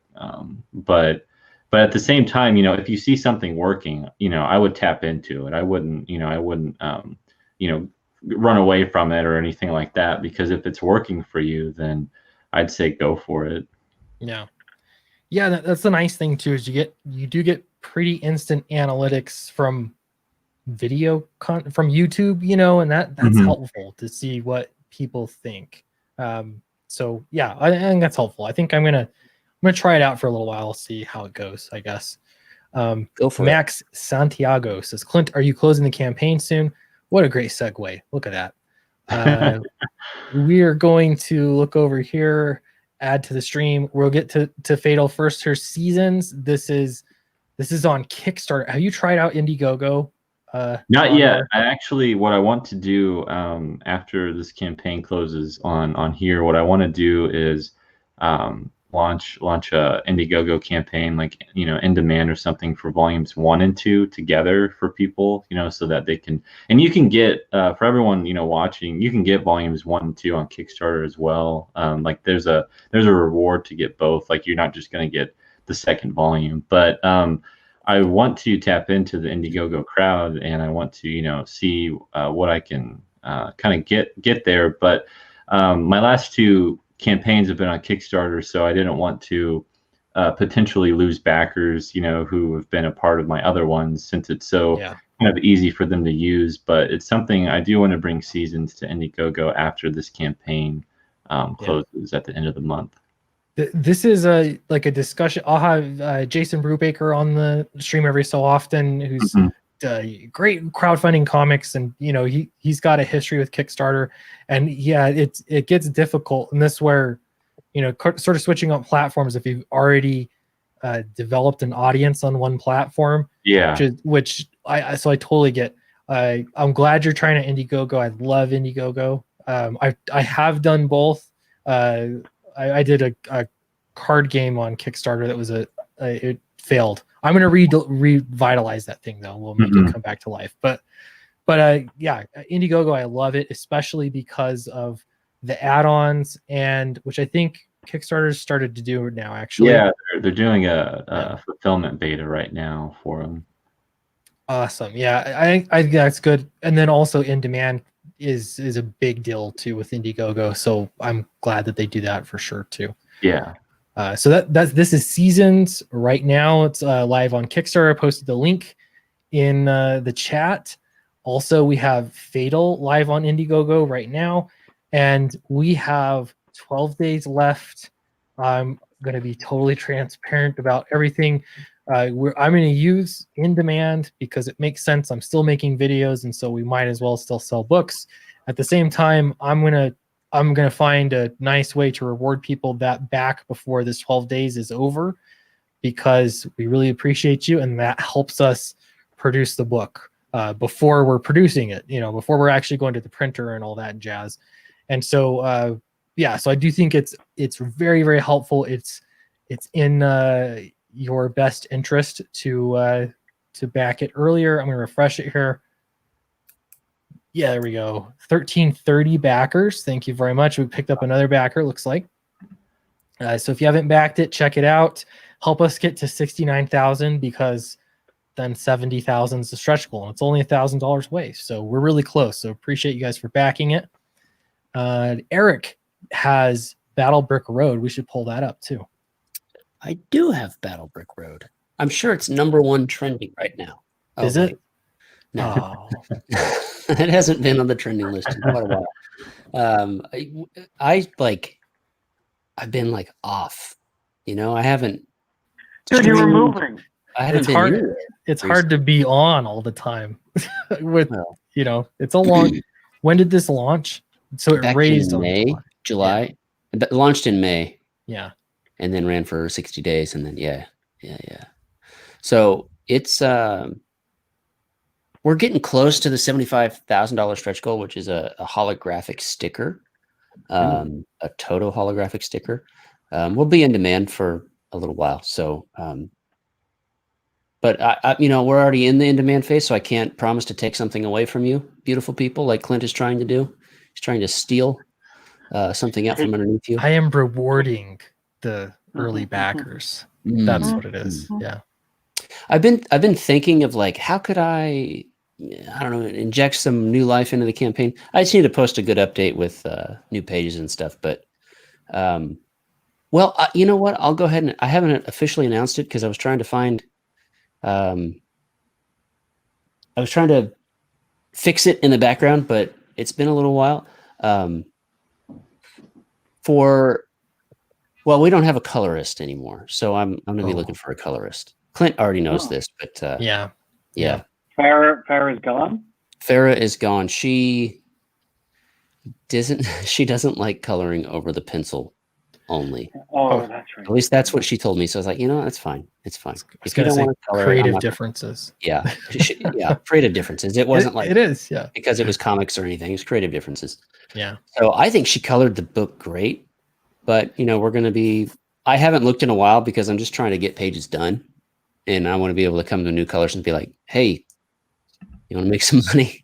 You want to make my book look good? Here's the book. So we'll see. I've reached out to some people, but artists are fickle and they don't always respond. But we have not lost our letterer. So you use the word fickle, which is in the middle. Fickle mushheads. I'll go fickle mushheads, and then I'll go even farther. Speaking for myself and other artists, flakes or flakes. Yeah. Flake. I've had terrible luck with colorists. Like that's the one. I don't know what it is, but it's tough. It seems like there's a lot of colorists, but it's like they have to match the art correctly. And so many of them are like, I'm man, I'm going to do a test page. And then they disappear and there's no test page. A lot of like, hey, would you be willing to do a test page? They'll say yes. And then you follow up and then they're gone. They disappear. So yeah, I've thought about doing it myself, but then that would take the production even longer than what we're at right. It goes out however many weeks or months it would take for me to get through and color everything. So I don't know. Halfway through, I'm wrapping up the first half of the book fairly soon. And then when Dorothy reaches Oz, I've thought about going to inks at that point, show like the old world and the new world, the difference in it more visually, but we'll see. Cool. All right. Well, yeah. Drink Guinness for strength. There it is. That's what I need. I prefer it out of the can with the nitro and all that. But yeah, but that's a little extra work. Yeah, it is a little extra work. But I have Guinness glasses, so it's worth it. Oh, I used to have those. Everything's been broken since children. They break everything. I hear you. This is why we can't have anything nice. So while you're gone, I redrew this guy. There, his face is way better now. Look at him. Here, if you saw him before, go all the way in there. We're into 300%. So this is not how I drew it, but see, he sort of looked. We'll go back to 100% opacity.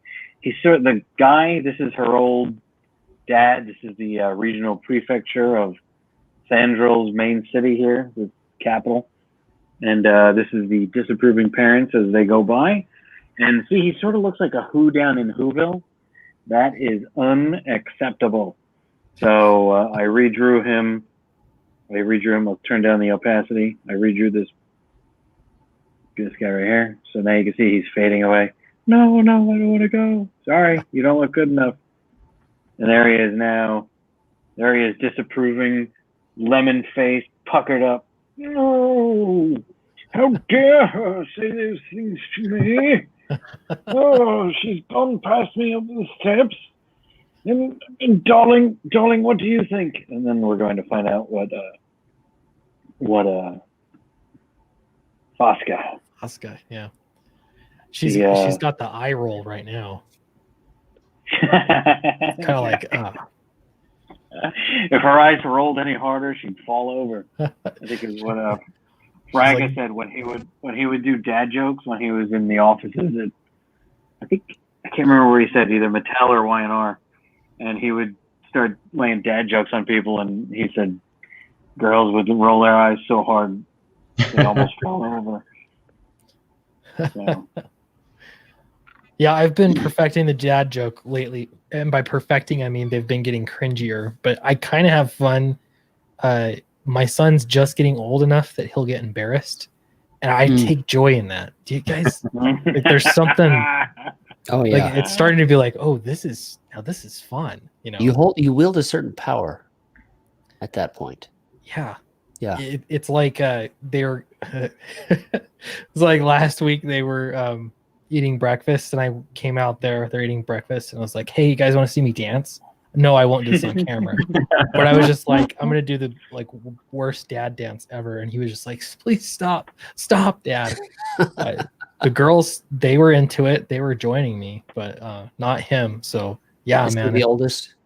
He's the oldest. Yeah, he's There you 9. He'll be 10 in the spring, and yeah, like you say, it's power. Now I'm drunk with power.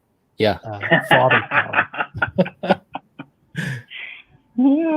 So yeah, not being worried about being embarrassed is a power into itself.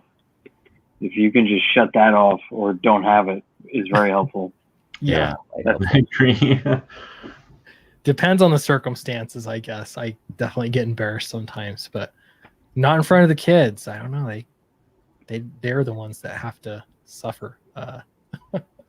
Yeah, you went through that with everybody goes through that with their dad or their parents in some way. It's just you pass it down from generation to generation. It's like I don't know, it's like bestowing some sort of royalty upon you. Like you assume that role once the throne has been and then then there's the grandpa jokes that come in. Because it gets a little bit more. There's dirty. less of a filter with the grandpas because they don't care anymore. They're past not caring. They're past not caring. Not only about not being embarrassed, they don't care if they live or die. They're just down. They're ready to go at any minute. They'll tell you. They'll be grabbing asses and knocking people over. Who cares? My time's limited. You're about 2 years away from that, Charlie. I am. You're already there. I've been a shut-in for 17 years. Your social skills go out the window. And now I feel like the rest of society is going to be joining me in that position of just don't care. Yeah. Hey, you're not wearing a mask. I don't care. Out of my way. There's a I think that everyone's social skills have declined since many people are working at home. The streaming is actually helpful though, because this has been, I don't know, for me it's like I'm still talking to people most every day. You know what I mean? Some kind of semblance of being social, but when you're I don't know, just at home and you're not talking to anybody, it just fades quickly. Yeah, and to start talking to you and Eric and Nandor and everybody else, Nandor, that we talked to, it's just, I've been doing Zoom meetings for a year. There was almost no difference, 0. So somebody. Oh, wow. Yeah. It's just what you do. Nandor, are you in a dorm? Are you that young? No, I have my own apartment. Okay, can you say where you live? Yeah, I live in Missouri. Oh, a neighbor. He's my neighbor. Yeah. I live in Kansas. Oh, awesome. Cool. Yeah. Very close. Yeah. Neighbor or rival? I guess we'll find out. Yeah, we'll find out for sure. When the people of Kansas all go to Missouri to take everything that everybody in Missouri has. Right. Let's just say the armed Kansas City was so popular that Missouri tried to take half of it. And they took the name. That's true. Yeah. Missouri is the show me state. Is that right? Yeah. Yep. Is that a penis thing? What's happening there? Why is it the show me state? Oh, there's so many cheesy ways you could use that, and that people use it around here, that it's just like, I can't even begin to Well, what does it mean? Like- Never mind the joke that I just Right. cheesily like a dad, or more like a grandpa, laid it at your feet. What's the what? Why? What does it mean? I'm not exactly sure. I've heard like different people say what it could be, but it's I don't know. Like I don't know if it has something to do with our like the arch, like the St. Louis Arch, or if it has something to do with the Missouri River. I'm not sure. But it has become like the state dad joke, basically. Well, it's more like the sunflower state, because that's what we got going on. You're the sunflower state. Wow. Mm-hmm. We're the beehive state. What? Yep, that's it. So it's supposed to be, I think, because we're industrious like bees. I don't understand that, but we could have been the beaver state. They're industrious. We could have been, I don't know what else. The beaver state goes right with the show me state. Yeah. That would be the road trip, I guess. That's what they'd call the road trip between the two. Wait, now, can I know, Utah was when it started, was it expressly Mormon? Why is it even associated with Mormons? When it started, it was, it wasn't part of the United States, and the Mormon pioneers left into Mexico, and they, Utah, and then they settled in Utah because no one was there.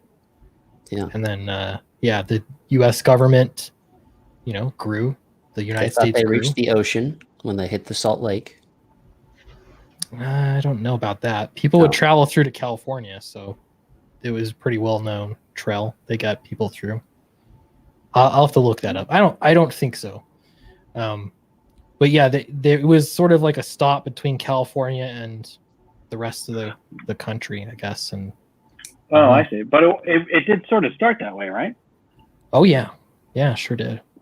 That's pretty rare. I mean, a whole group just said, "Hey, we got a state, everybody. Take a step back." Well, they were in Missouri. Many of them were in Missouri, and the Governor Boggs at the time put out an execution order, extermination order, and so you had to leave. So yeah, that was pretty wild. Was that last week or? No. I've been to Utah. I got to say, you have a very gorgeous state. It is pretty. Yeah, you northern Utah or southern Utah? I don't remember. I was near the Salt Lake, wherever that is. That's northern Utah. Okay.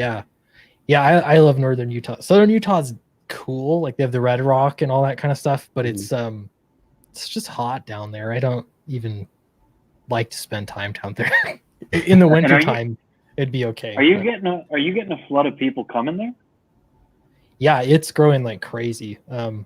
California despots or whatever that despots. Yeah. Yep. Exactly. They're fleeing. Yeah, it's growing like crazy here. The great exodus. It comes in waves, it seems like. Even before all this, though, right? Everybody was coming there. Yeah, it started seriously. LA riots in the 90s. That was when like there's a ton of people that are like, oh yeah, my family left. I left when I was a kid, and after the LA riots, we left and moved to Utah. I'm sure they scattered everywhere, but yeah, that was a thing. And ever since, that comes in waves. Yeah, I don't get a lot of people coming from out of state. It's like, hey, where'd you grow up? Here.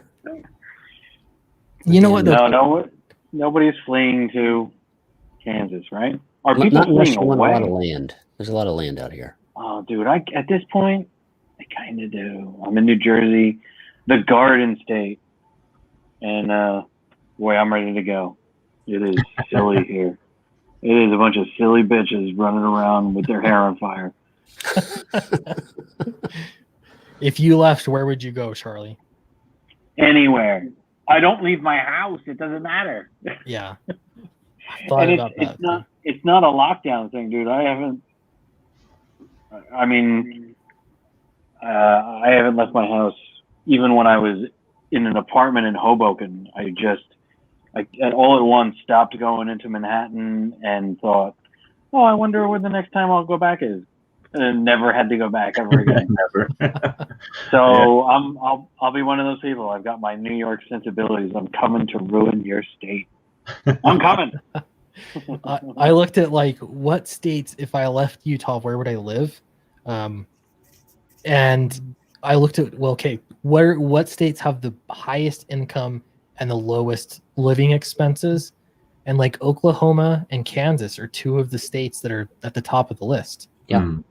So, yeah, I mean, you can live either with me or with Vaughn. I mean, take your pick. Yeah, I know. Dude, where is Vaughn? We haven't talked to Good Vaughn. company. He's at the drive-in in a right now. I moment. saw him post on Twitter. He said it's jean jacket weather, and he's at a double feature Evil Dead drive-in. Is he On a with date with that girl? With that girl? Yeah. Oh, was that off air? I We don't won't know. say too much about that girl. Well, he I don't said know much, He but- was talking to a very nice girl. You can put my screen up again, Clint. Oh yeah. Sorry. I'm drawing a hidden hand back I here. was showing we got another backer too. Thanks for whoever backed. Excellent, man. Look, Appreciate that. here. This is page. I'm going back to page 17 right now to draw this. So is Ron on a date right now? I don't know. You Tony? don't keep his books, Eric? I want to know. Say Wait, that do again. Do you keep talk his, to him as little as we do? Do I keep his books? Yeah, his calendar. Yeah, I make sure I keep tabs on him. I could text Good. him right now. Say, get your hand off of her leg. That's inappropriate. You gotta leave enough room for a Bible between you. Somebody grew up in youth group. Oh, that's fantastic. Should she have thigh highs? No, I mean Eric. they got the shorts have to go past the fingertips when you're standing. No, I'm asking what I'm drawing. What, Oh, what The should she be dress- wearing? I mean, I'll default to your expertise. I have no idea. The real question is she from the Show Me State? That should answer your question about what she's wearing. oh, well, she's showing me. All right, so here's her little kneecap. Oh, Here's her kneecap. for boating. And there is her thigh going way up. And she's got a slit way up the side here. But she's got clothes underneath it, you know? Yeah, it's called It's just- underwear. Let's go. well, there's that. This is midwear or whatever on this plan.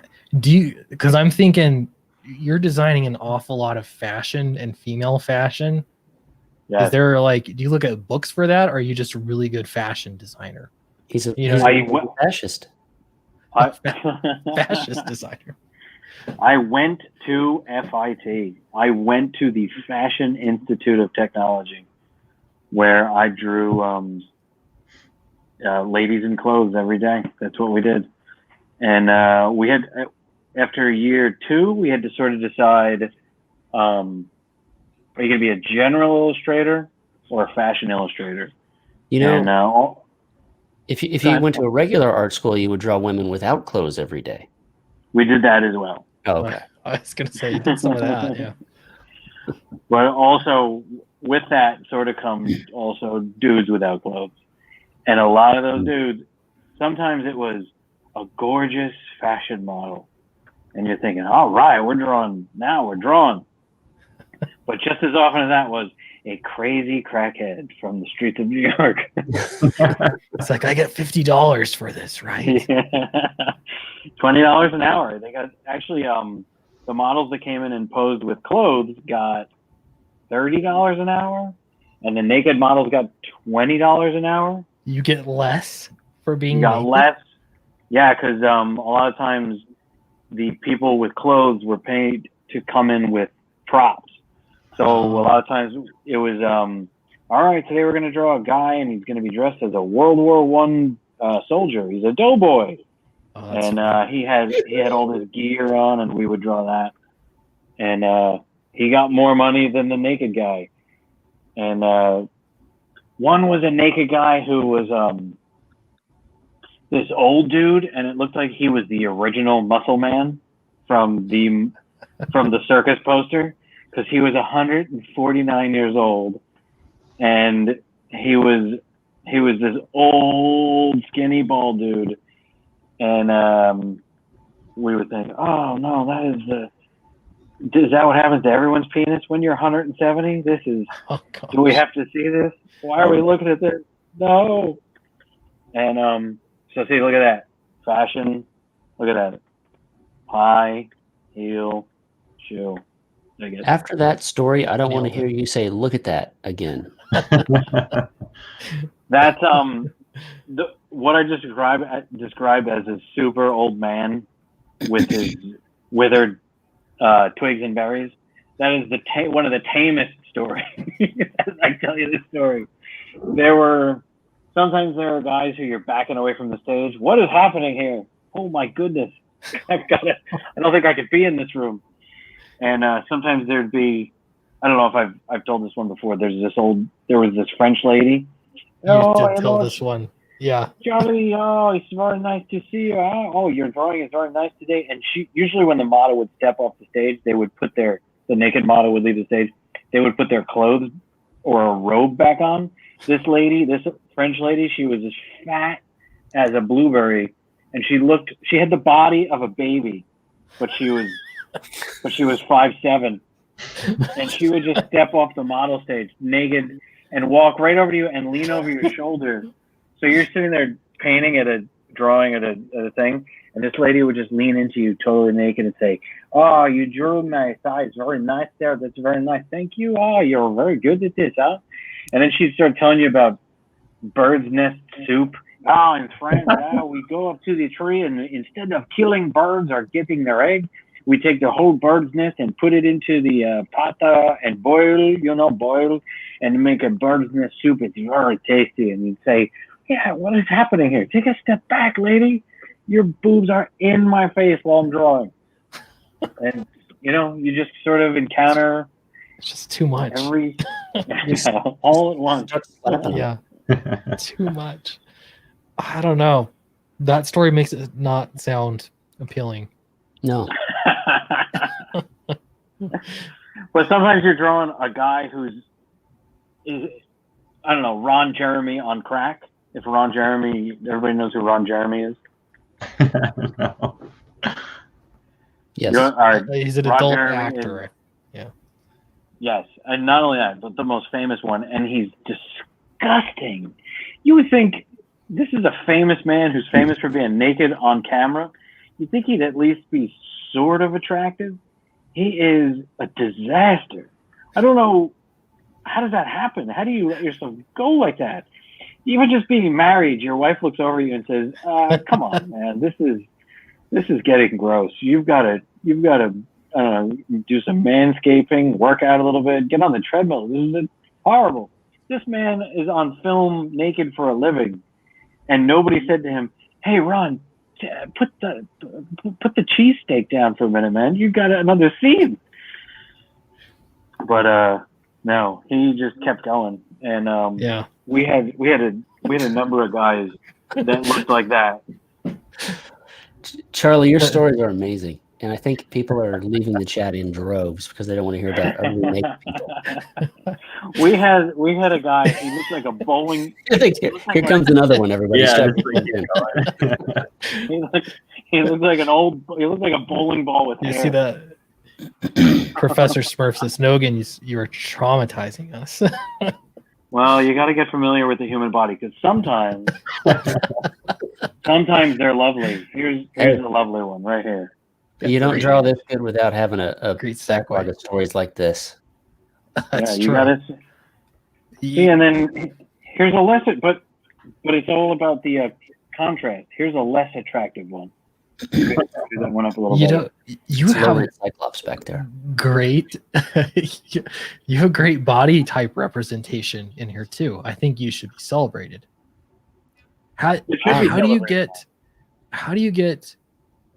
Because I'm publishing this technically, can I send this to be recognized for an Eisner Award? That's my question. Well, I mean, not only that, Well- this is a Only for lettering. this is a trans Yeah. person right here. Look at I don't know. inclusion. We are inclusive. Yeah. Quite inclusive. Yeah. I'm very inclusive when I letter. I try to use every letter of the alphabet. And sometimes there are umlauts in there and other such foreign. What would you even say? Diverse punctuation. Wait, you can't even say umlauts are foreign? I don't know. Can you? I don't They're know. white. They're white. You could poop on them all night long. Those Umlauts are a umlauts. symbol of the patriarchy. If you're in white, white and foreign, supremacy. I don't know. That's right. The truth is, Well, what like, is this a dude or I don't know? Is this a dude or a lady? non-binary. I don't know. It kind of looks like it could be the disguise from Total Recall with the mask, the face that opens up. Maybe a little hint of that there. Figured. Yeah, I don't know. Yeah, I'll be honest. Like when I don't think that much. Like, it's weird to me to put that much thought into body types and stuff when you're making a story. Granted, I'm not the artist, but I don't know. In writing it, it's like I'm not trying to get a quota or anything, but I have a character that I was like, oh, Barrett from Final Fantasy VII. He needs to be him, but without the machine gun hand. That's the right character. Cool. Commandant VHS for $2. Thanks very much. He says Ron Jeremy faces 20 more sexual assault charges. Oh boy. Thanks for the $2. Really? I didn't know that. Who would have thought? Who would have thought that this aged, debauched gourmand of a adult movie star has gone and been inappropriate at times? I'm stunned. Me, I thought that. he was your paragon of virtue until you heard this now. Yeah, exactly. Yeah. Eric sure did. Oh, how the mighty have fallen. Speaking of falling, look at this cover. Thea Gell, is that? Yeah. She is falling right here and shooting flying monkeys at the same time. She is. That's my cover. Copy this. Eric, sell it to us. Sure. Battlebrick Road. Yeah. Battlebrick Road is Wizard of Oz with guns. It's a future dystopian military retelling of the Wizard of Oz, written by Zeb Hatfield, drawn by myself. We've taken the Wizard of Oz and turned it on its ear. Is that a phrase people use? I don't know. Yeah. We've just got this badass dark sci-fi military kind of take on Oz, where the Thea Gale is a former soldier, and now she's just on this quest to find her dad. She's using all these different things she can to try and figure out where her dad is, who was taken from her at a young age. And she gets a message from him 20 years after he's gone missing. She gets a message that says, Dorothy, Thea, dear, I am alive, and you can find me at these coordinates, and this place is hidden. You're going to have to go, a special way to get here. And when you do, follow the Yellow Brick Road and you'll find me.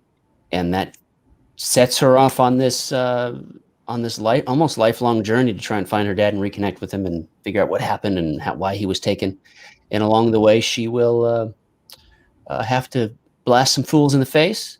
And thank you, the Mighty Flog. And pick up some friends along the way to help her blast some fools in the face. So we have in this story, you will be introduced to the Scarecrow, and this is the first of 4. So as the story unfolds, we'll get to more of the team and the classic characters that you know and love, but told in a new badass way. Very cool. Professor Murph says, "I backed Battlebrick. You should too." That's a great endorsement. Yeah. Really, that is very good. We also have Seasons Volume 2. Sell it to us. Yeah, so Seasons is a superhero, supernatural story, and it follows one young man through 1 year of his life. And what's really cool is that with each passing season, his powers change. So he's thrust into this journey that he's on, that he has to discover who he is and the origin of his abilities and why he has them. And Volume 2 really kind of addresses those questions head on, and he meets some new characters along the way that represent different elements of the world, like fire, water, earth, and wind. And in this volume, he has to kind of cope with the ramifications of Volume 1. He's been in a coma for months after the events of Volume 1, and he wakes up. And these pages you're showing right here are the beginning of him waking up and him crashing through this skyscraper hospital building as he falls through, and he's displaying his strength ability there as he survives this 30-story crash. And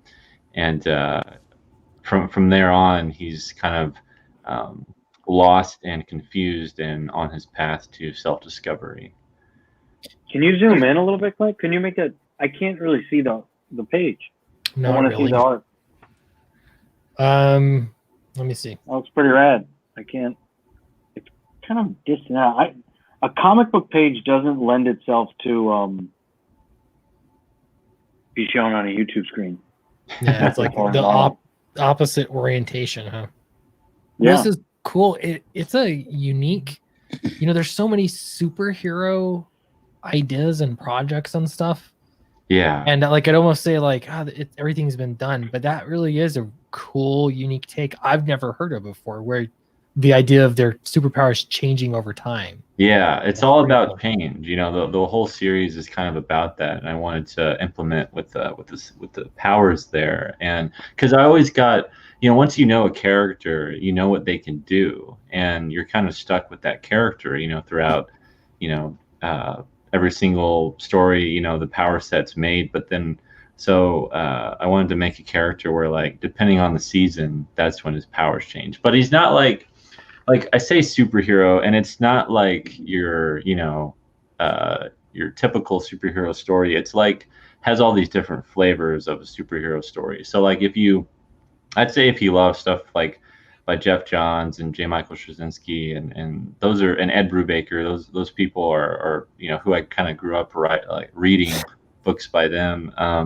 And so it's kind of taking these complex themes of kind of heroism, but putting it into kind of a grounded format, and for people to relate to this character, because he's just a normal, young guy, but he's kind of learning about the world and about this path that he's been set on, that he's wondering about. And it really has a lot to do with taking responsibility for yourself and your identity, and kind of self-reflecting and wondering what can I do, and the powers themselves kind of are allegories or symbols for kind of the path that he's set on, and kind of reflect what he needs to learn. Very cool. All right. Well, I posted the link in the chat there as well for seasons. Looks really cool. If you don't mind, I wanted to show something that I just got in the mail last week. Let me show Fatal one more time real quick, and then I'll get to that. Because we have, I'm going to refresh it. It looks like we got another backer. All right. Oh, we did it. We're 69,000. Holy crap. Over 69,000. Ha-ha. Thank you. That's awesome. Nice. Cheers to the chat. Congrats. Cheers to everybody. Thank you. I should say thank you, not congrats. I'm on the team too. That's right. You are on the team. That's Eric right. is on the team. Wow, that kind of surprised me. So that was a big backer. Appreciate that. It was probably one of those $100 ones. Appreciate that. 69,000. We're less than 1,000 away from hitting the next stretch goal. On to 70K is right. Appreciate everybody for your support, for sure. Let's see. It says, okay, I will Fatal as well. Let me see. I just back seasons. Oh, thanks. All right. Thank you Mighty so much, Flog. Mighty Flog. The Mighty Flog has spoken. Thank you so much, man. Fantastic. And the art that you've been seeing Charlie draw all night is from Fatal here. You get to see it as it's being made, which is really cool. Is there anybody in the chat out there that wants me to draw something? Name a thing. something bad that happened to you, something that you need to work out, we can work it out right here. Let me help you solve it. Through the Therapy. power of panel storytelling. Draw that French woman. Oh. Draw me like one of your French girls. Eh? You think this is so nice? You want to draw me? Eh? You want to touch me? I can't let you touch me, but you can draw me. Like I mean, He's got experience, everyone. I want to show you something I got in the mail. Yeah. Last week. It's from Dan Frege. It is a little AAT, but it's more like Little or big? Big, I guess. Aerial Apes of Terror. Oh, hold on, I got to turn my blur off. That's kind of funny. I said it was AAT. Sorry.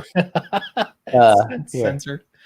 Oh, So I saw that. he did a card for Down the Road once I reached 1,000 backers. And he did a flying gorilla. So that is going to be a trade. I got to get it colored up, but I got the original right here. So I was very happy to receive that. That's so cool, man. Yeah. That is beautiful, dude. I spent the night talking to him last night while we drew, and he was talking about his processes and how he goes through things and thinks about things. It's rearranging all the chairs on the deck of my Titanic as I'm going down into the water. Just thinking, oh my God, wait, you thought about these things? Because I'm much closer.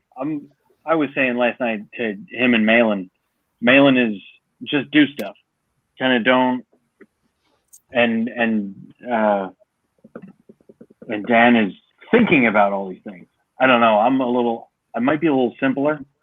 Mm-hmm. You know, just draw it. Just keep going forward. Just keep swimming. Keep it simple. Yeah, just keep swimming. But a lot of times Dan is talking about stuff that I'm thinking, that's a good description of I guess what's happening in my head while I'm doing this stuff. But I don't know. I never tried to articulate it, and he is articulating this process that I'm thinking, holy smokes, you named the pens, fast pens and slow pens. Yeah. It's fantastic. It's interesting because I've heard this kind of thing go down, and you guys ever watch Strip Panel Naked YouTube channel? Yeah. I think is an interesting YouTube channel. He analyzes comic book pages. I love that. Yeah, I'm all into that stuff. It's really cool. It's really interesting. But even I think sort of an interesting one level deeper is sometimes he'll interview different artists, and I don't remember who it was. He interviewed some artist and he said, hey, you did this on this page because of these reasons. And the artist was like, yeah, I guess so. I don't know. Like, and he was explaining that he was like, for him, it was just very intuitive, and you do it so frequently, what kind of effect you're trying to get. And so you kind of just do it. And so I love looking at those YouTube channel, those videos can be really interesting, looking at and analyzing why the art is achieving what it's achieving. But it is cool too that, I don't know, you got artists that there's a lot of that's just so intuitive that it's just there without thinking as much, I guess. I don't know. It's interesting. Yeah, Dan is he was in the industry a long time. I mean, long ago, and was doing stuff with Liefeld and Extreme Studios and RT Bear, and they were all there. And then he left and did all these other things, which is the world I was in. So now, for him to hear him talk about it, I'm thinking, oh my goodness, is this? I'm much more of, and Shane Davis is even more maybe process. Here's the process. Here's the idea. Start with the page, make the page, and these things are going to work out this way. And I'm always thinking, I'm on the intuition side with Malin, I think. Yeah. But you could balance it out. I want to hear what the process guys are saying, because then that makes you able to do more. I mean, I want to learn from the process guys as much as because I mean, I'm being really inarticulate because I'm an intuition guy, I guess maybe. Right. When you're working on the cusp of what you're able to do, you can't say it yet. So I mean, Clint, this is what we've been doing, which was I would draw action sequence and sort of lace it back in and say, where are we here in the story? I don't even know. And Clint would tell me, oh, all right, well, here's this piece, this page fits into this part of the plot. And if the plot works here into the forward moment, then this all works together. And I think, oh, all right. Clint's telling me what I was doing, and I was unaware of what I was doing. No, well, I've heard you after. I think once you have it there, you can make sense of it too. You know, I mean, you explain through pages and panels and stuff, and it makes sense, like your thought process behind it. The weird thing is that from a writing perspective, it almost feels like if you're learning writing and all of the many things you ought to be doing when you're writing, then it's almost like you're coming from a place, or at least I have been, of analyzing everything, and everything is very planned out because that's how you write. That's the point of it. You're basically planning everything.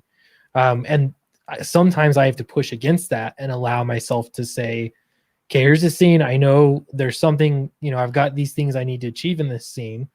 Let me just write it and have this conversation, or I don't know exactly how this conversation is going to play out. And I have to kind of intentionally do that because it makes for, it doesn't feel as formulaic, and that's something that bothers me, is when you can see the formula when you read something, it's like, you could be a little bit more loose. So I don't know. Nondor, you have a insight? Yeah, I mean, starting out with dialogue there, that's one of the, it has to sound natural. It can't sound like, okay, if we need to get some exposition here, it can't just be like someone narrating what's going on or what they're feeling. It has to actually, come off like a real authentic conversation. So like when I'm writing a dialogue scene, you have to go, okay, you have to start somewhere, and it might not, you might change it later on, but like you'll start somewhere and a character says something, and then you go, okay, what's happening in the scene, and like how are we going to react to this, and how is this character supposed to react? And because what's really important too, when it's not a lot's going on, like on the page, like there's not a lot of action, it's just like dialogue, and you're really trying to explore characters. There's a lot of that, especially in this issue I'm working on with Seasons, and it was difficult because you just have these two characters learning about each other, and they're talking a lot. There's a lot of dialogue, and I was trying to figure out, okay, how do we make this sound as natural as possible? And you really have to find ways to give them their own voice, and where they don't sound like you just writing. And that's when you really have to bring that out and go, okay. And it can be little things, like just how they greet, how they end a conversation, how they get excited or how they get angry. Like the way you convey that with a character can really compare and contrast with what's going on in the scene. And usually what I'll do is, when I'm writing a page or a scene that maybe spans 2 to 3 pages or more, you start it, and then what you'll do, what I find works best for me, is just kind of write it out and go there. And it doesn't have to be great at all. It can just be, this is what I want them to talk about, and then you start adding those nuances and those little parts that really make it pace well. That's also something you need to do when you're writing, is making it pace well is very important, because if you're just kind of putting all these balloons out there for the reader, it can make everything very claustrophobic and convoluted. It's a chore. To read it slows down. Yeah, it slows down your reading speed. for sure. And I like the one thing too that I think about a lot in writing is action and reaction. And it Mhm. almost seems like it's mainly reaction, because so it's always thinking of, hey, I've got this character. How would they react to Yeah. what this character Yeah. said? How do they react to this situation?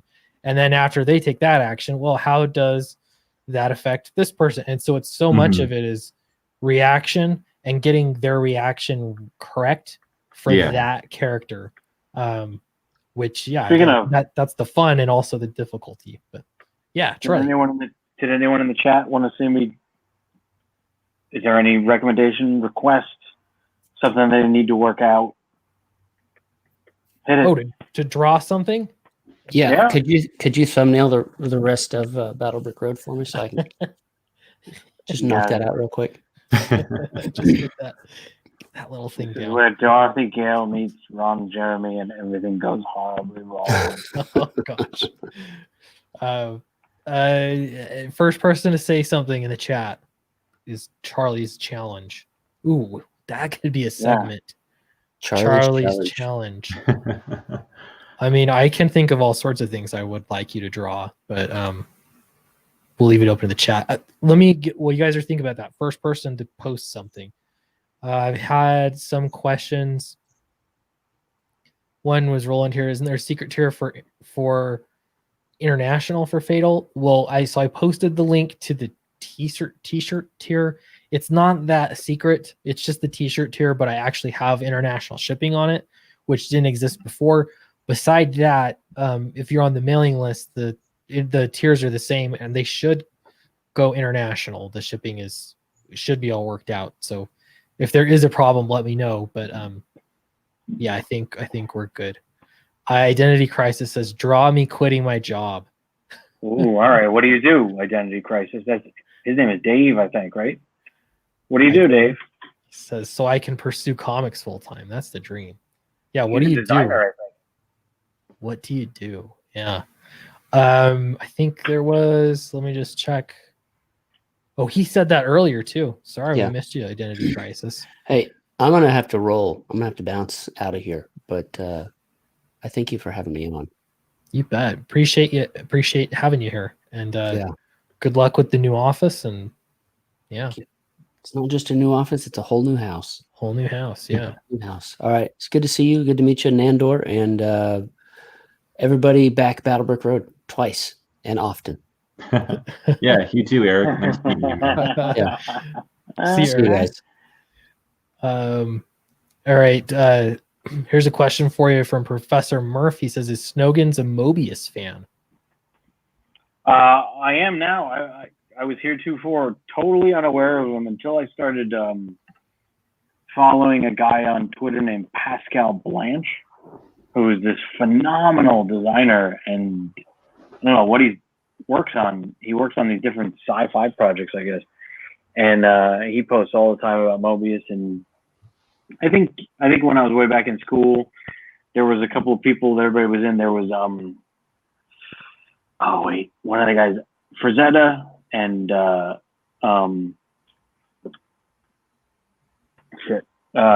was talking to Fraga about him, Boris Vallejo, and there John was Byrne. Well, I mean, when I was a kid, it was John Byrne. When I was a kid, it was John Byrne, Jim Lee, and Todd McFarlane. Mm. And then I was, when I was about 18 or 19 or 20, was everything became Renaissance, Da Vinci, Michelangelo.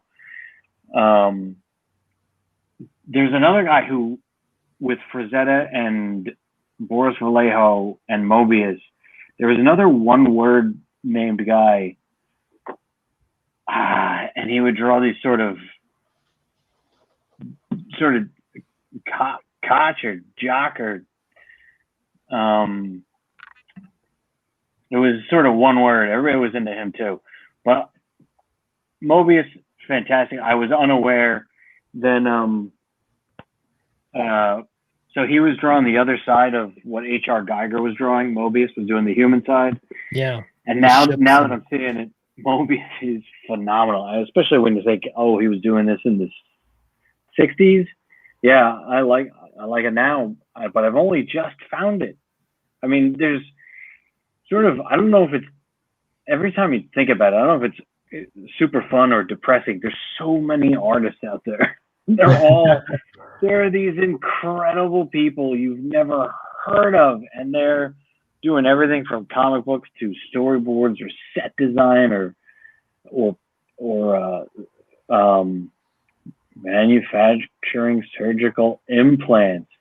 Dude, that's his job. Identity Crisis, you're making serious and amazing things that I've been working in advertising for 17 or 18 years. And the way that people go from meeting to meeting, you think they're manufacturing surgical implants for people that need something that improves their life. Every meeting we go to is utterly, I was going to say dispensable. Every single meeting. And people, they put this pressure on. We've got a meeting at 2. And I'm always thinking, let's cancel it. This idea this is not fleshed out. But the meeting's at 2. It doesn't matter what the meeting's for. But surgical implants, when the meeting's at 2, holy shit, the meeting's at 2. This guy Roger, he's not going to be able to swallow unless we put this thing in his neck. This guy needs a duodenum or it's over. I don't know what. Yeah. The show must go on, because when you think about it, when people in show business say the show must go on, if there's anything that doesn't have to go on, it's the show. I mean, the curtain goes up, and it doesn't matter if there's actors there or not. But what needs to go on is not the show; it's the surgery, and the surgery has some implants involved. And Identity Crisis is providing the plan for that. I mean, he says he's an artist too, since it's a really good job. Nice. Yeah, man. And you want to quit? Comics are just, they're cool, man. That's the dream. It's so hard, like the figuring out how to do it full time part. That's the hill to climb. Oh yeah. All right, we're gonna draw. I'm not there. That's the dream for me too. Even though I've made a few books so far, it's like you're still climbing that hill and trying to make it. Yeah, and I think it only takes some time, especially if you're a writer. Sounds like Identity Crisis is planning on doing the art though.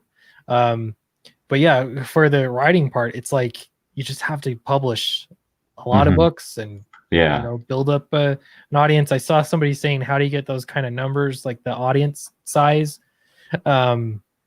It's just slow going, especially if you're new into it. If you're not coming from the comic book industry, Marvel or DC, you're just slowly building things up. Personally, I think having a YouTube channel is extremely important. It is the only reason anybody listens to me or backs my books, honestly, because that's how they get to know me. And so it's been huge to have a YouTube channel. I'm sure there's other ways you can do it as well, but the main thing is people just have to get to know you and trust you before they're gonna trust to buy your book and check it out. So I don't know, that's a little bit of an answer to that question. I get that. That's probably the biggest question I get that all the time. Would you put Identity Crisis as any one of his chats back up there? Any one of them? Yeah, here we go. Any one of them, yeah. There he goes. It's a so good job. Got those wings. He's got those wings there, and that thing that goes across the top of his head. He's a good designer. It's like and then he's got his chin. The Illuminati chin. Yeah. The all-seeing eye. So there's Identity Crisis at work. There's his head. Maybe I should make that a little bigger instead of so small. And all right. Here's his little eyes peeking out from the middle of the mask. All right, keep going. You were on a thing. It almost has like a Thor vibe to it. Yeah. Something in that world. I like that. It says it's my flying eyeball. Yeah, I don't know. Like I I don't know. Just building a following and building an audience of people that are willing to buy your books, and then making books. I don't know. It's just it's simple, but it's difficult. I'd say that's accurate. But Nondor, you're doing really well. So you have one book published so far? Two actually. Two books published so far. Yeah. So you're working on your third. Right. Yeah. This is my third project.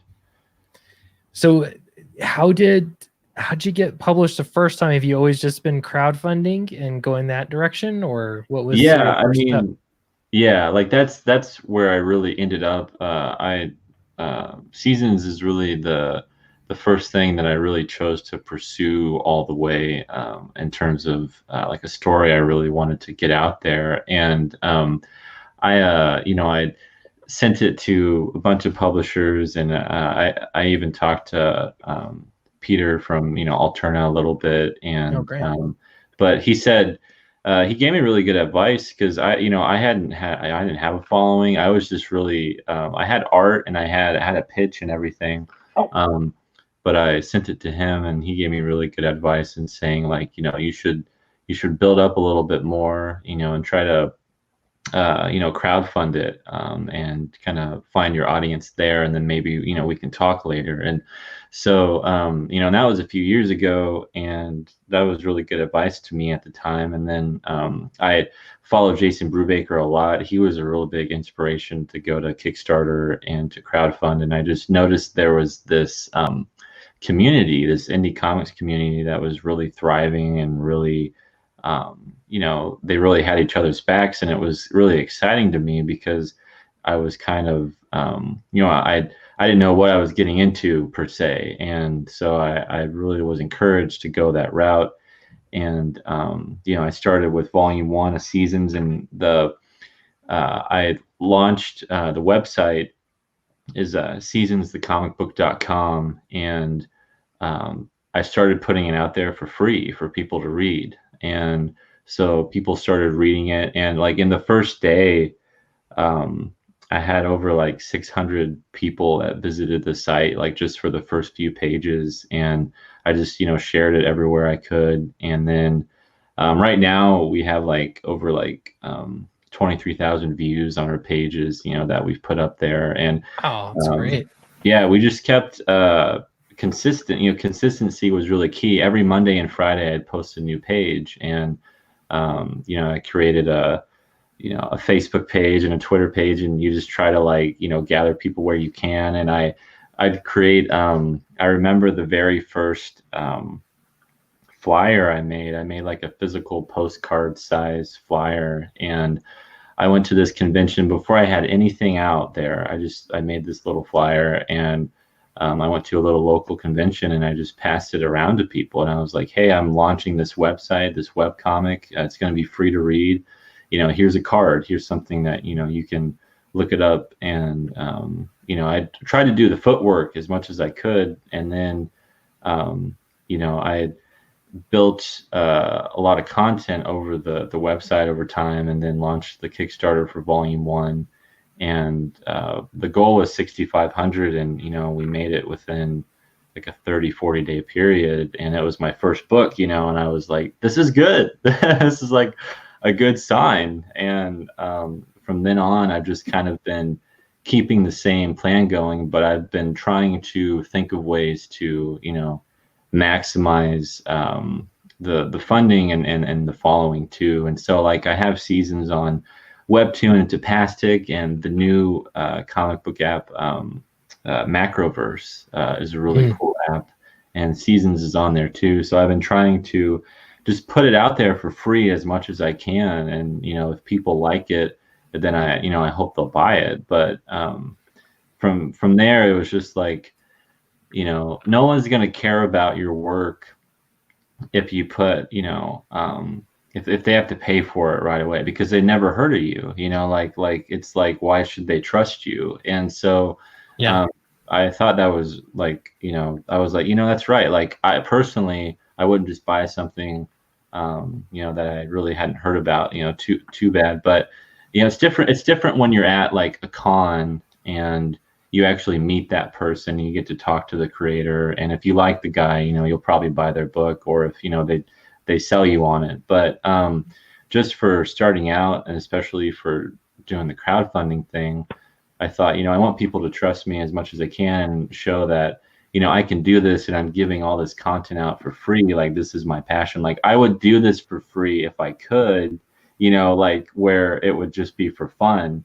But I'm really trying to get to that point where, it's not just for fun anymore, or just because I have a story to tell, but because this is something I want to do full time. Yeah. And, that you hit on some things I think I just want to emphasize, and the consistency thing, and however you do it. I'm convinced that there are other platforms that work really well for, I keep saying it, but Instagram I think is fantastic, but it would be video content is what I would do. I'm sure you could do images too. I know a few people that have decent sized Instagram followings, but you can really influence people to check out your stuff and be interested, and just posting stuff regularly, you're giving them something for free. And that could it could take many forms, whether it's political rants or images, pictures, content, whatever you're doing, but you're giving it away a lot more. And then when it comes time that you're going to ask people, hey, I'm crowdfunding, I need your help, you're going to have, they're more likely to help, that's the same across the board. It doesn't matter, if you get creative, if you're going to use Twitter, I don't know, if I applied the same thing to Twitter, it would be like you're posting funny and smart stuff all the time, and people enjoy following you because of the things you post. You're not asking for favors, you're just posting great stuff that they like. And then that one out of every 20 posts is, hey, I'm doing my crowdfunder. People have gotten to know you a little bit, they've gotten to trust you a little bit, they see you're consistent, you're around, you're reliable. They're so much more likely to back you and to help you make it happen. So I like that. Like, if you're even if you're in people's like peripheral vision for a long time, then when you start to really attack it and post a lot about like it's time, like it's the Kickstarter or the Indiegogo, then they're like, oh wow, like he's actually following through with this, he's actually doing it. And a lot of people get excited when they see that, because unfortunately there's a lot of people that will be like, oh, I have this great idea and I'm working on this thing, but then they just don't do anything with it, and they kind of like fall off the face of the earth, and you're like, where'd they go? I don't know. But absolutely, that consistency, it makes up for it, and you'll do better even than professionals that have worked in comics for a really long time sometimes. It just in that you're around, they see you there. So absolutely. We've got Professor Murph says the Comicsgate model works. My book War Party is 15% funded after only 2 days. Hey, that's great. Cool. And I think he's one that has emailed me. War Party, we got to look at that sometime. Very, very cool. It's I like seeing this drawing as it progresses. That's great. I can see the words coming out of his mouth right now. I quit. What's up there? Yo, He quit. He's gonna have a what did he say? Body parts that they make in his hands. Maybe this will be a surgical implanted heart. Gonna see a cow heart right here. Yeah, surgical implants. That could be maybe he's holding a catheter in his hand. Does that count? I don't know. I'm sure they're like stents or something like that. Important stuff. Well, it's gonna have to be a heart with ventricles. That reads. That's fair. That makes sense. He likes it too. One other point I wanted to make too is that you're saying like you do it for fun if you love it.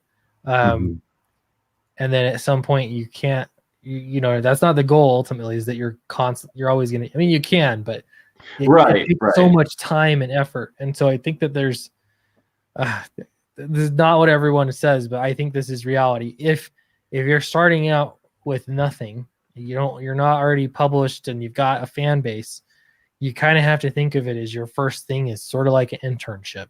Yeah. You know, and so you're willing to put in the work. You're getting your name out there. You're doing your thing. You know, it kind of sucks. You're underpaid or you're not paid at all or whatever, but you're getting something published, and that's huge. That's a big deal. And so, you know, sometimes you have to do that. You think of it as an internship, and then after that, you're slowly gonna get away from the internship thing and start valuing your time a little bit more and making sure you're doing projects that work. But absolutely. Exactly. Like you're going to be a lot of people have asked me, you know, they're like, you know, they're always like curious and wondering, you know, like why haven't you made like this much money so far? Or why aren't you like as successful as, you know, maybe you should be at this point? And like, I've always told people, like, when it comes to comics, at least in my experience, and from what I've seen pros say too, is like you're gonna be in the red for a while, you know, like you're not gonna just. I mean, there are some people that, you know, they have this idea and people flock to it, and it's just like, you know, right out of the gate, and that's amazing. But I think for a lot of people, you know, there's a struggle in starting out, and you have to kind of roll up the punches there and go, you know, why am I doing this? Like I'm, you know, I have a story to tell. That's what I kept telling myself. And eventually you will get to the point where, you know, either it'll wear on you or you're like, okay, like we need to be realistic about this and go, you know, is this financially viable? You know, can I keep doing this? Is this something that in the long term is responsible? And it's always good to ask yourself that because you want to make sure, you know, you're not just like being totally irresponsible with your time and money and everything. But starting right out of the gate, I think it's important to really focus on the work and just getting it out there. And then over time, you can start asking yourself more like, is this actually working? You know, like my thing is, you know,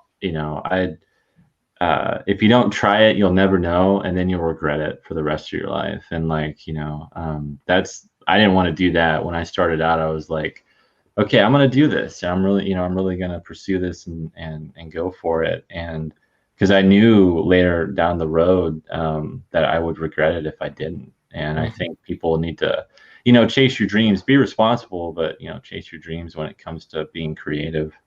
Yeah. Yeah. And you can, I think depending on what stage you're on in your life, what stage you're at, a few other things, like you might decide like what your date is or whatever for your goal.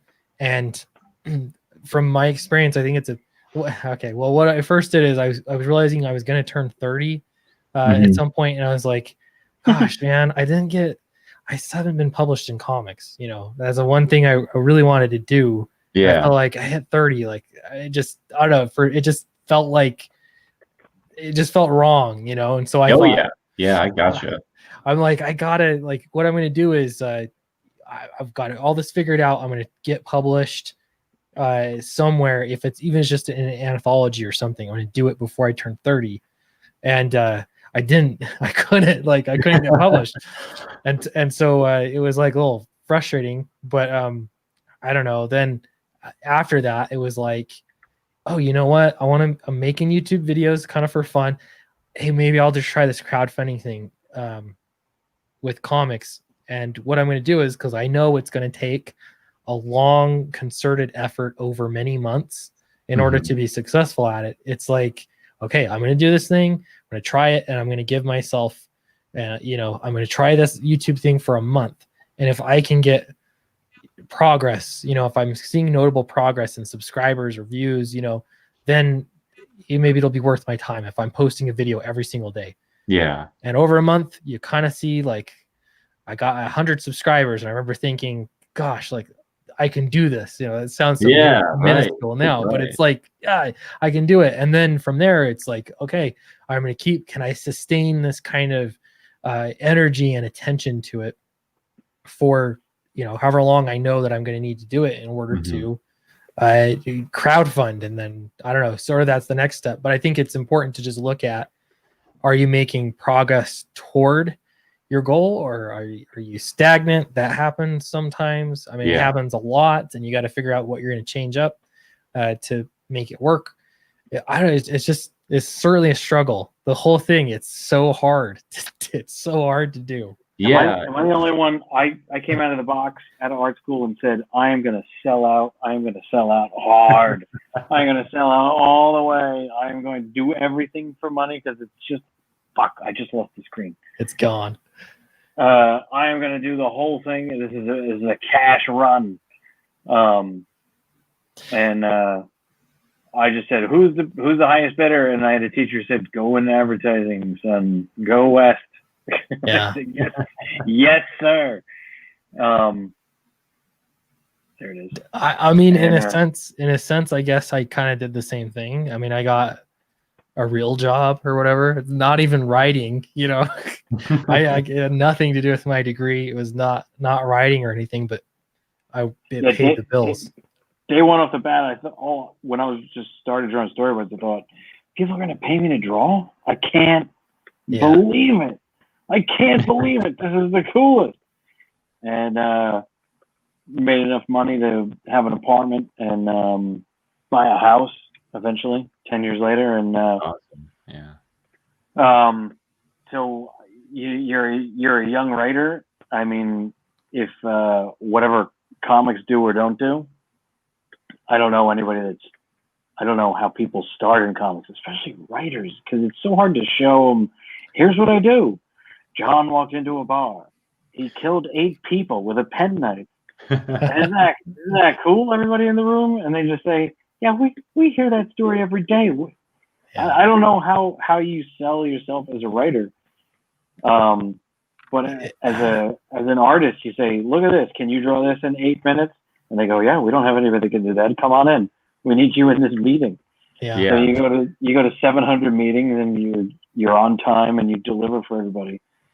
You're definitely, you have less, you're much less valuable starting out as a writer. And I know, like, there are big writers in comics that make tons of it. They get all the attention and all the artists are jealous, you know, they're out there, but that's not very typical. It's such a tiny minority of writers. Mhm. It's weird because starting out, like you said, in talking to Peter, even, it's like, hey, for us to publish you, it would be nice if you had an online following, you know. Yeah. They're taking a massive risk on a new writer with no following. And so you got to figure it out, all that kind of marketing stuff yourself. Right. You know, if you're a writer and you're like, that's not what I signed up for, but that's how you get to write. Yep. You know, you got to learn it out. I don't know any other way around it. You have to do it. So yeah, you really have to take. It's something that it was a kind of a bitter pill, you know, kind of hard to swallow because I thought, you know, I just loved the process of writing. Like, I just love sitting at my desk and having a notebook and having, you know, my documents open and exploring a story and like getting lost in the story. So when it really dawned on me and reality set in of like, you kind of have to almost be your own little entrepreneur.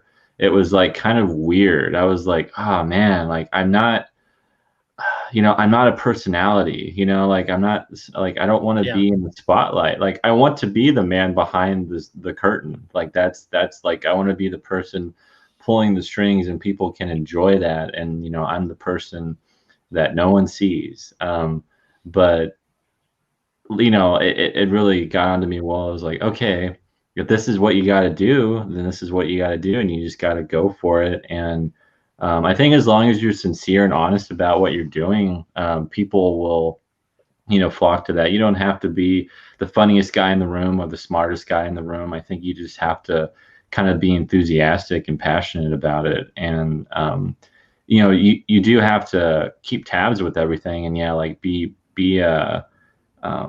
you know, really focused on social media and you know, push things and try to get in front of people as much as you can. And, you know, then I think, you know, unfortunately, we couldn't do it really this year, but what's helped me is going to conventions, even little local ones, and just kind of getting in front of people and getting into talking with other writers and artists, and like handing them my book and like talking about it. And it was really, I got really good advice that way too. And sometimes that's the easiest way to do it, I think. Yo, does identity crisis? Do you have a beard? That'd be helpful. Identity crisis. If you're still there, Are you clean shaven? I'm still What do at you look work, like? so I have to take little breaks to look awesome. Oh, he's still at work. If you You have a beard? if you have a beard, let us know. Is there facial hair? That's the question. Yeah. You're at work now. You want to tell people this right now? Oh my goodness. Yes, he does have he has a beard. Oh, nice. Okay. Perfect. Rock and roll. Perfect. Then on with the beard. I'll go. Here's his nostril. Here's your nostril. Dig it. He said beard and stash. All right. Good. Well, that's kind of what I assume. Not a lot of guys are going beard without the stash. Beard without. Unless you're rocking the 90s chin strap, which is not really a great look. You got to be a special man. Special man. He's going to be dripping with confidence. Indeed. Let's I'm going to check back in on your drawing here, Charlie, but let's look at the campaigns here real quick. So this is Seasons. This is our friend Nondor that has written this, and I'm going to post the link here. It's really good talking to you with on writing too. I like it. Oh yeah, me too, man. I've always been, honestly, it's hard to find other writers to talk to. Like I've found it a little more difficult, and maybe maybe I shouldn't say that, but I'd say like writers who kind of like know what they're talking about. Like there are people that say they write and say they are making the story and stuff, but yeah, they have one idea or something, or they have ideas and they've seen movies. Right. It's actually kind of having an intelligent conversation with someone about kind of what goes on during the blank page moments, and writing it all out, and kind of everyone's process. Like I love it, and it's something that I look for, and that I've looked for a while, and trying to find people. So like when I found your channel and everything, I was like, sweet, a comic book writer, like this is awesome. Like I can talk with this guy, and I can like get behind him and see what he's up to. Yeah, for a while there, I was trying to get. I came from the world of writing novels, and the big thing is, if you're going to write novels, you get a writer's group. That's the number one thing. And you get together, you say, well, here's my pages I've written, my chapter, or whatever you've written in that period of time, and you read each other's pages. You sit together in a library corner or something, and you give each other feedback and encouragement, and we can do it. We're all going to get published someday, Yeah, and it's that kind of thing. And in comics, it's not so much. For at least locally, I could not find anybody, and I was looking online for people. Now, again, like since just starting a YouTube channel, it's sort of just like I planted a flag, but now I meet all sorts of writers, and so it's That's great. cool. It's cool to network with people, and a lot of great writers that know what they're doing too, which is fantastic. So yeah, for sure. So there is Seasons. You can get that. This is volume 2, so you can get volume 1 and volume 2. Yeah, you can. There's actually an early bird reward going on right now that ends Thursday, where you can get volumes 1 and 2 at a discounted price that's signed by both me and Anthony, the artist of the book. And it's a really good deal. It's like $15 off, like if you buy both books. Nice. And I don't, if you want to go full screen on me, but this is the first book right here. And so people that are wondering like what book 2 will look like, it's a hardcover, and it's 120 pages. And so, yeah, this is book 1. And So if you Nice. guys want, 1 and 2, it'll be on there. And like I said, there's an early bird deal going on right now. And if you get that early bird, it comes with a book plate, and it's numbered out of so many copies and signed by Anthony and I. So, and there's only going to be like so many copies that have this book plate. But yeah, it's just I'll show some art here, but this is from volume 1. Ah, sweet. Beautiful. The book plate is such a good idea. I got to steal that on future campaigns. That's genius. Yeah, I really love it. That's something that Jason Brubaker really kind of got me interested in, and so I looked into it and really liked the idea of it. So this is one of my favorite pages from the first volume.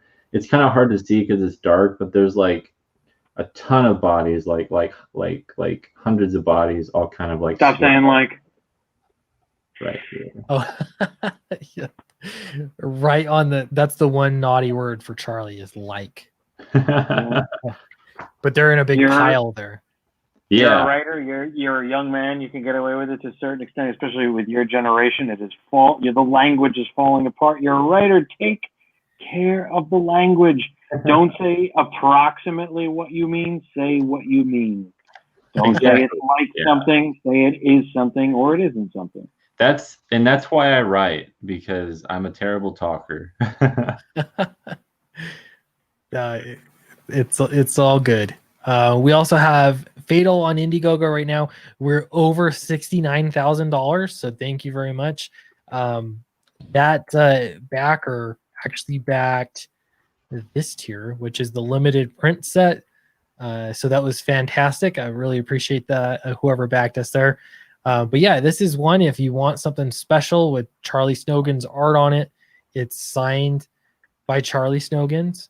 It is limited, and it's sexy. I don't know what else to say about it. There you go. It is sexy. That's our whole goal, man. Make it sexy. Make it fun. Make it a blast. I mean, the latest one, page 27, that I just posted, that might make an all right print. Yeah, it was a good looking page. That one panel, the big panel, especially where he's walking, that's sweet. I really like that. I posted it on YouTube earlier today. We have one last spot to get drawn into the book. If you want to be in the book, and you can be, I mean, $500. We really appreciate all the people backing at this tier. Tell us what you want. Like, four of the spots are taken. 4 out of 5 spots are taken. Yeah, we only have I didn't one know left. 4 out of 5 were gone. All right. Yeah, 4 out of 5. You can also get a head sketch. This is another one. You get a book, and it comes with a head sketch. It's on a separate 6x9 Bristol board, so you can hang it up on your wall, frame it if you'd like to, keep it in your book, whatever you want to do. But that's a original art option. Or get the book. The other thing is, if you already have backed, where the heck is the T-shirt? There it is. There's a T-shirt. If you've already backed, you can also get a T-shirt that ships differently and separately, so you don't have to feel bad about backing a second time shipping wise, because you'd have to anyway. It wouldn't make a lot of sense. So that's Fatal right now on Indiegogo. Help us get to 70K, and we'll love you forever. All right, Charlie, let's see where you're at with this. Here is Dave's identity crisis. There's his you put his logo up there. You see he's got these leaves coming off the middle, and identity is written. Let's see. Identity is written in a crest across the top. There's the eye spikes down to the middle, and then beard and stash. There he is. I like that. He's like a Viking of medical implants. That's right. He is ready to rape and pillage, but first he's gonna quit. That's right. That's right. Oh, and yeah, it was Death Metal Hero. That shirt is dope. The shirt is dope. Yeah. So Death Metal Hero is the one that gave me the idea specifically. He said, do a T-shirt of exactly this, what it is. So yeah, I appreciate it. People are enjoying the T-shirt. Identity Crisis is very happy. He says, I'm over the moon. Very nice. Well, once you're in crisis, when you're in crisis mode, you know, then are you Thor at work? Why not? Yeah. Why not? I don't. What's Arnold say in here's his cape? You wear a cape to work, right, Dave? It's normal. Yeah. Right? Yeah. Why not? If I was still going to the office every day at this point, I would just be thinking, well, it's a bow tie or a cape. So which is it going to be? I think I'd stick out more if I was wearing the bow tie. Yeah. So I'm going full cape. And Might as well. What does he say? To see your enemy laid waste before you and hear the lamentations of their women. That's right. I just realized it's 10:43 here. It's probably pretty late over there. Nondor, do you? I never. Usually we do an hour for guests. Do you have to leave? Do you want to stay? I don't want to cut Charlie off because he's still drawing. Oh no, yeah. I mean, I'm totally good with going. Like, I didn't know exactly how long we'd go for, so I just thought I'd hang out. But we usually shoot for an hour, and it ends up being an hour and a half. But we're Okay. gone. We're headed for 3 hours for this trip. So, but No, I want yeah, thank you. Yeah, I probably should go. It's like getting midnight here, but you know, I really appreciate you having me on and, you know, sharing seasons, and it's been such a great time. I've had a blast talking with you guys. Absolutely, yeah, man. It's good. It's good talking to you, and yeah, I hope your book does well. Again, how much did you raise on the first one? 6,500. Yeah. So. Great. Nice. Yeah. So we're looking at 6,000 is the goal, and we have 26 days left. And yeah, we've been doing really well. Like in the first 7 hours, we raised over $1,000 on the first day, and just having a lot of good support. And it's been really, really great. I'm really excited to get this out there for everyone. So I can't wait to keep sharing it with people. Great. Well, cool. Charlie, My what do you earphones, think? my Yeah. earphones are gonna just die. They've already given me the warning sign of bloop bloop bloop bloop bloop bloop bloop bloop. Oh, So I might have a few minutes left, so I'll finish Dave and his angry stance here as he tells these people. See, he's holding a fake heart, robotic heart. yeah. That's an implant, right? That's the kind of Sure. implant he meant. That's exactly what he does for a living. I'm sure. Yeah. And so here, let's at least get his calf muscle out of the way. There's his knee. Here's that mark, and then his. We'll switch brushes to the righty brush. It's kind of amazing to me how your underdrawing or your pencils, I don't know what you call it. It's so. It's like almost like painting, you know, like it's just so loose. Right. And then it looks like it all of a sudden it has all this detail now when you're adding line work. I don't know how to describe it, but it's impressive. Thank you. It is it's called making it up as you go along. And I said that without the curse words. Oh, thanks. And you know, I know a calf muscle enough to know here's his knee, and then the knee goes into. Yeah, I could show you. This is the quadricep, but you don't draw.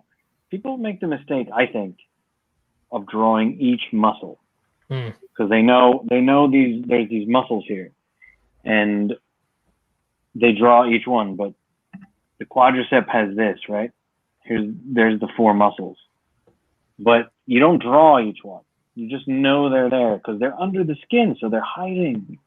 They're hiding. So what you do is you hint at them. You hint that they're there.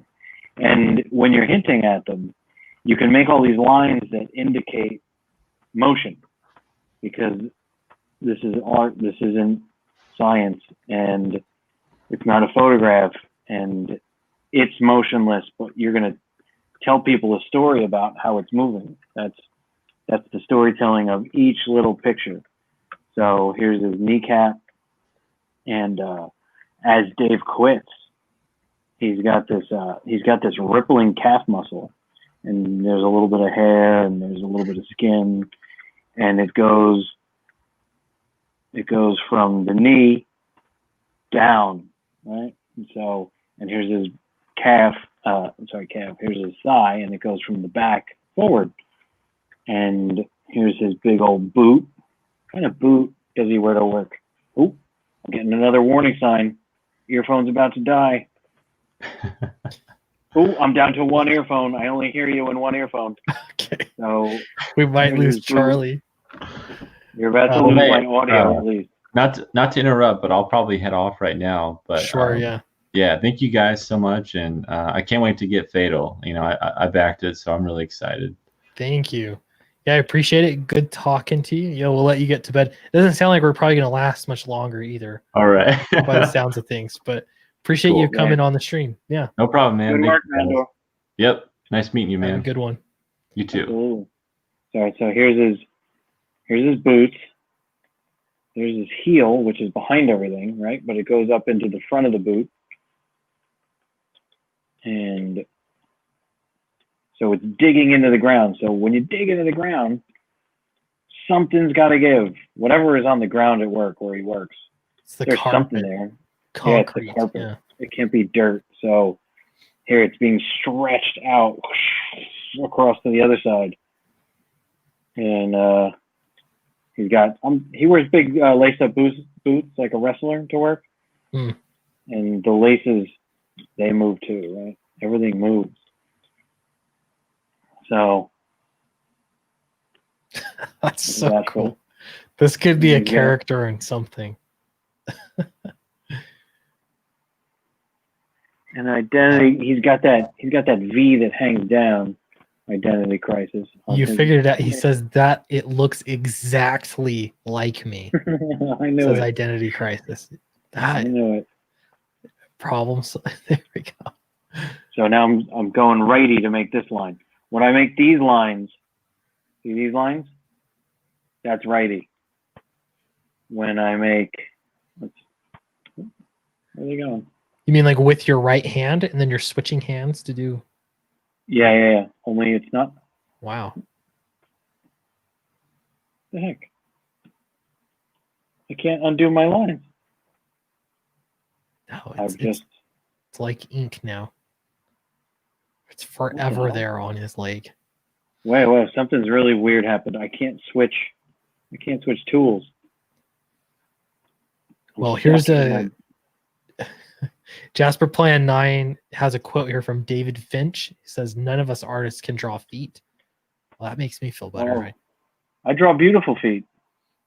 I drew beautiful feet last night with Fraga. So he was just saying Charlie can draw feet. Yeah. Yeah, when you work, I can't erase anything. I don't know what's happened. I'm in a weird moment. I can't switch tools or do anything. All right, that's the end. Okay. His other leg is missing, and he needs a prosthetic or something. I don't know. That's a plot twist.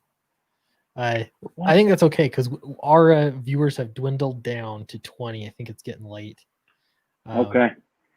But yeah, I appreciate everybody for coming and watching the stream and backing Fatal, especially. I'm really grateful for everybody that's done that. Really appreciate it.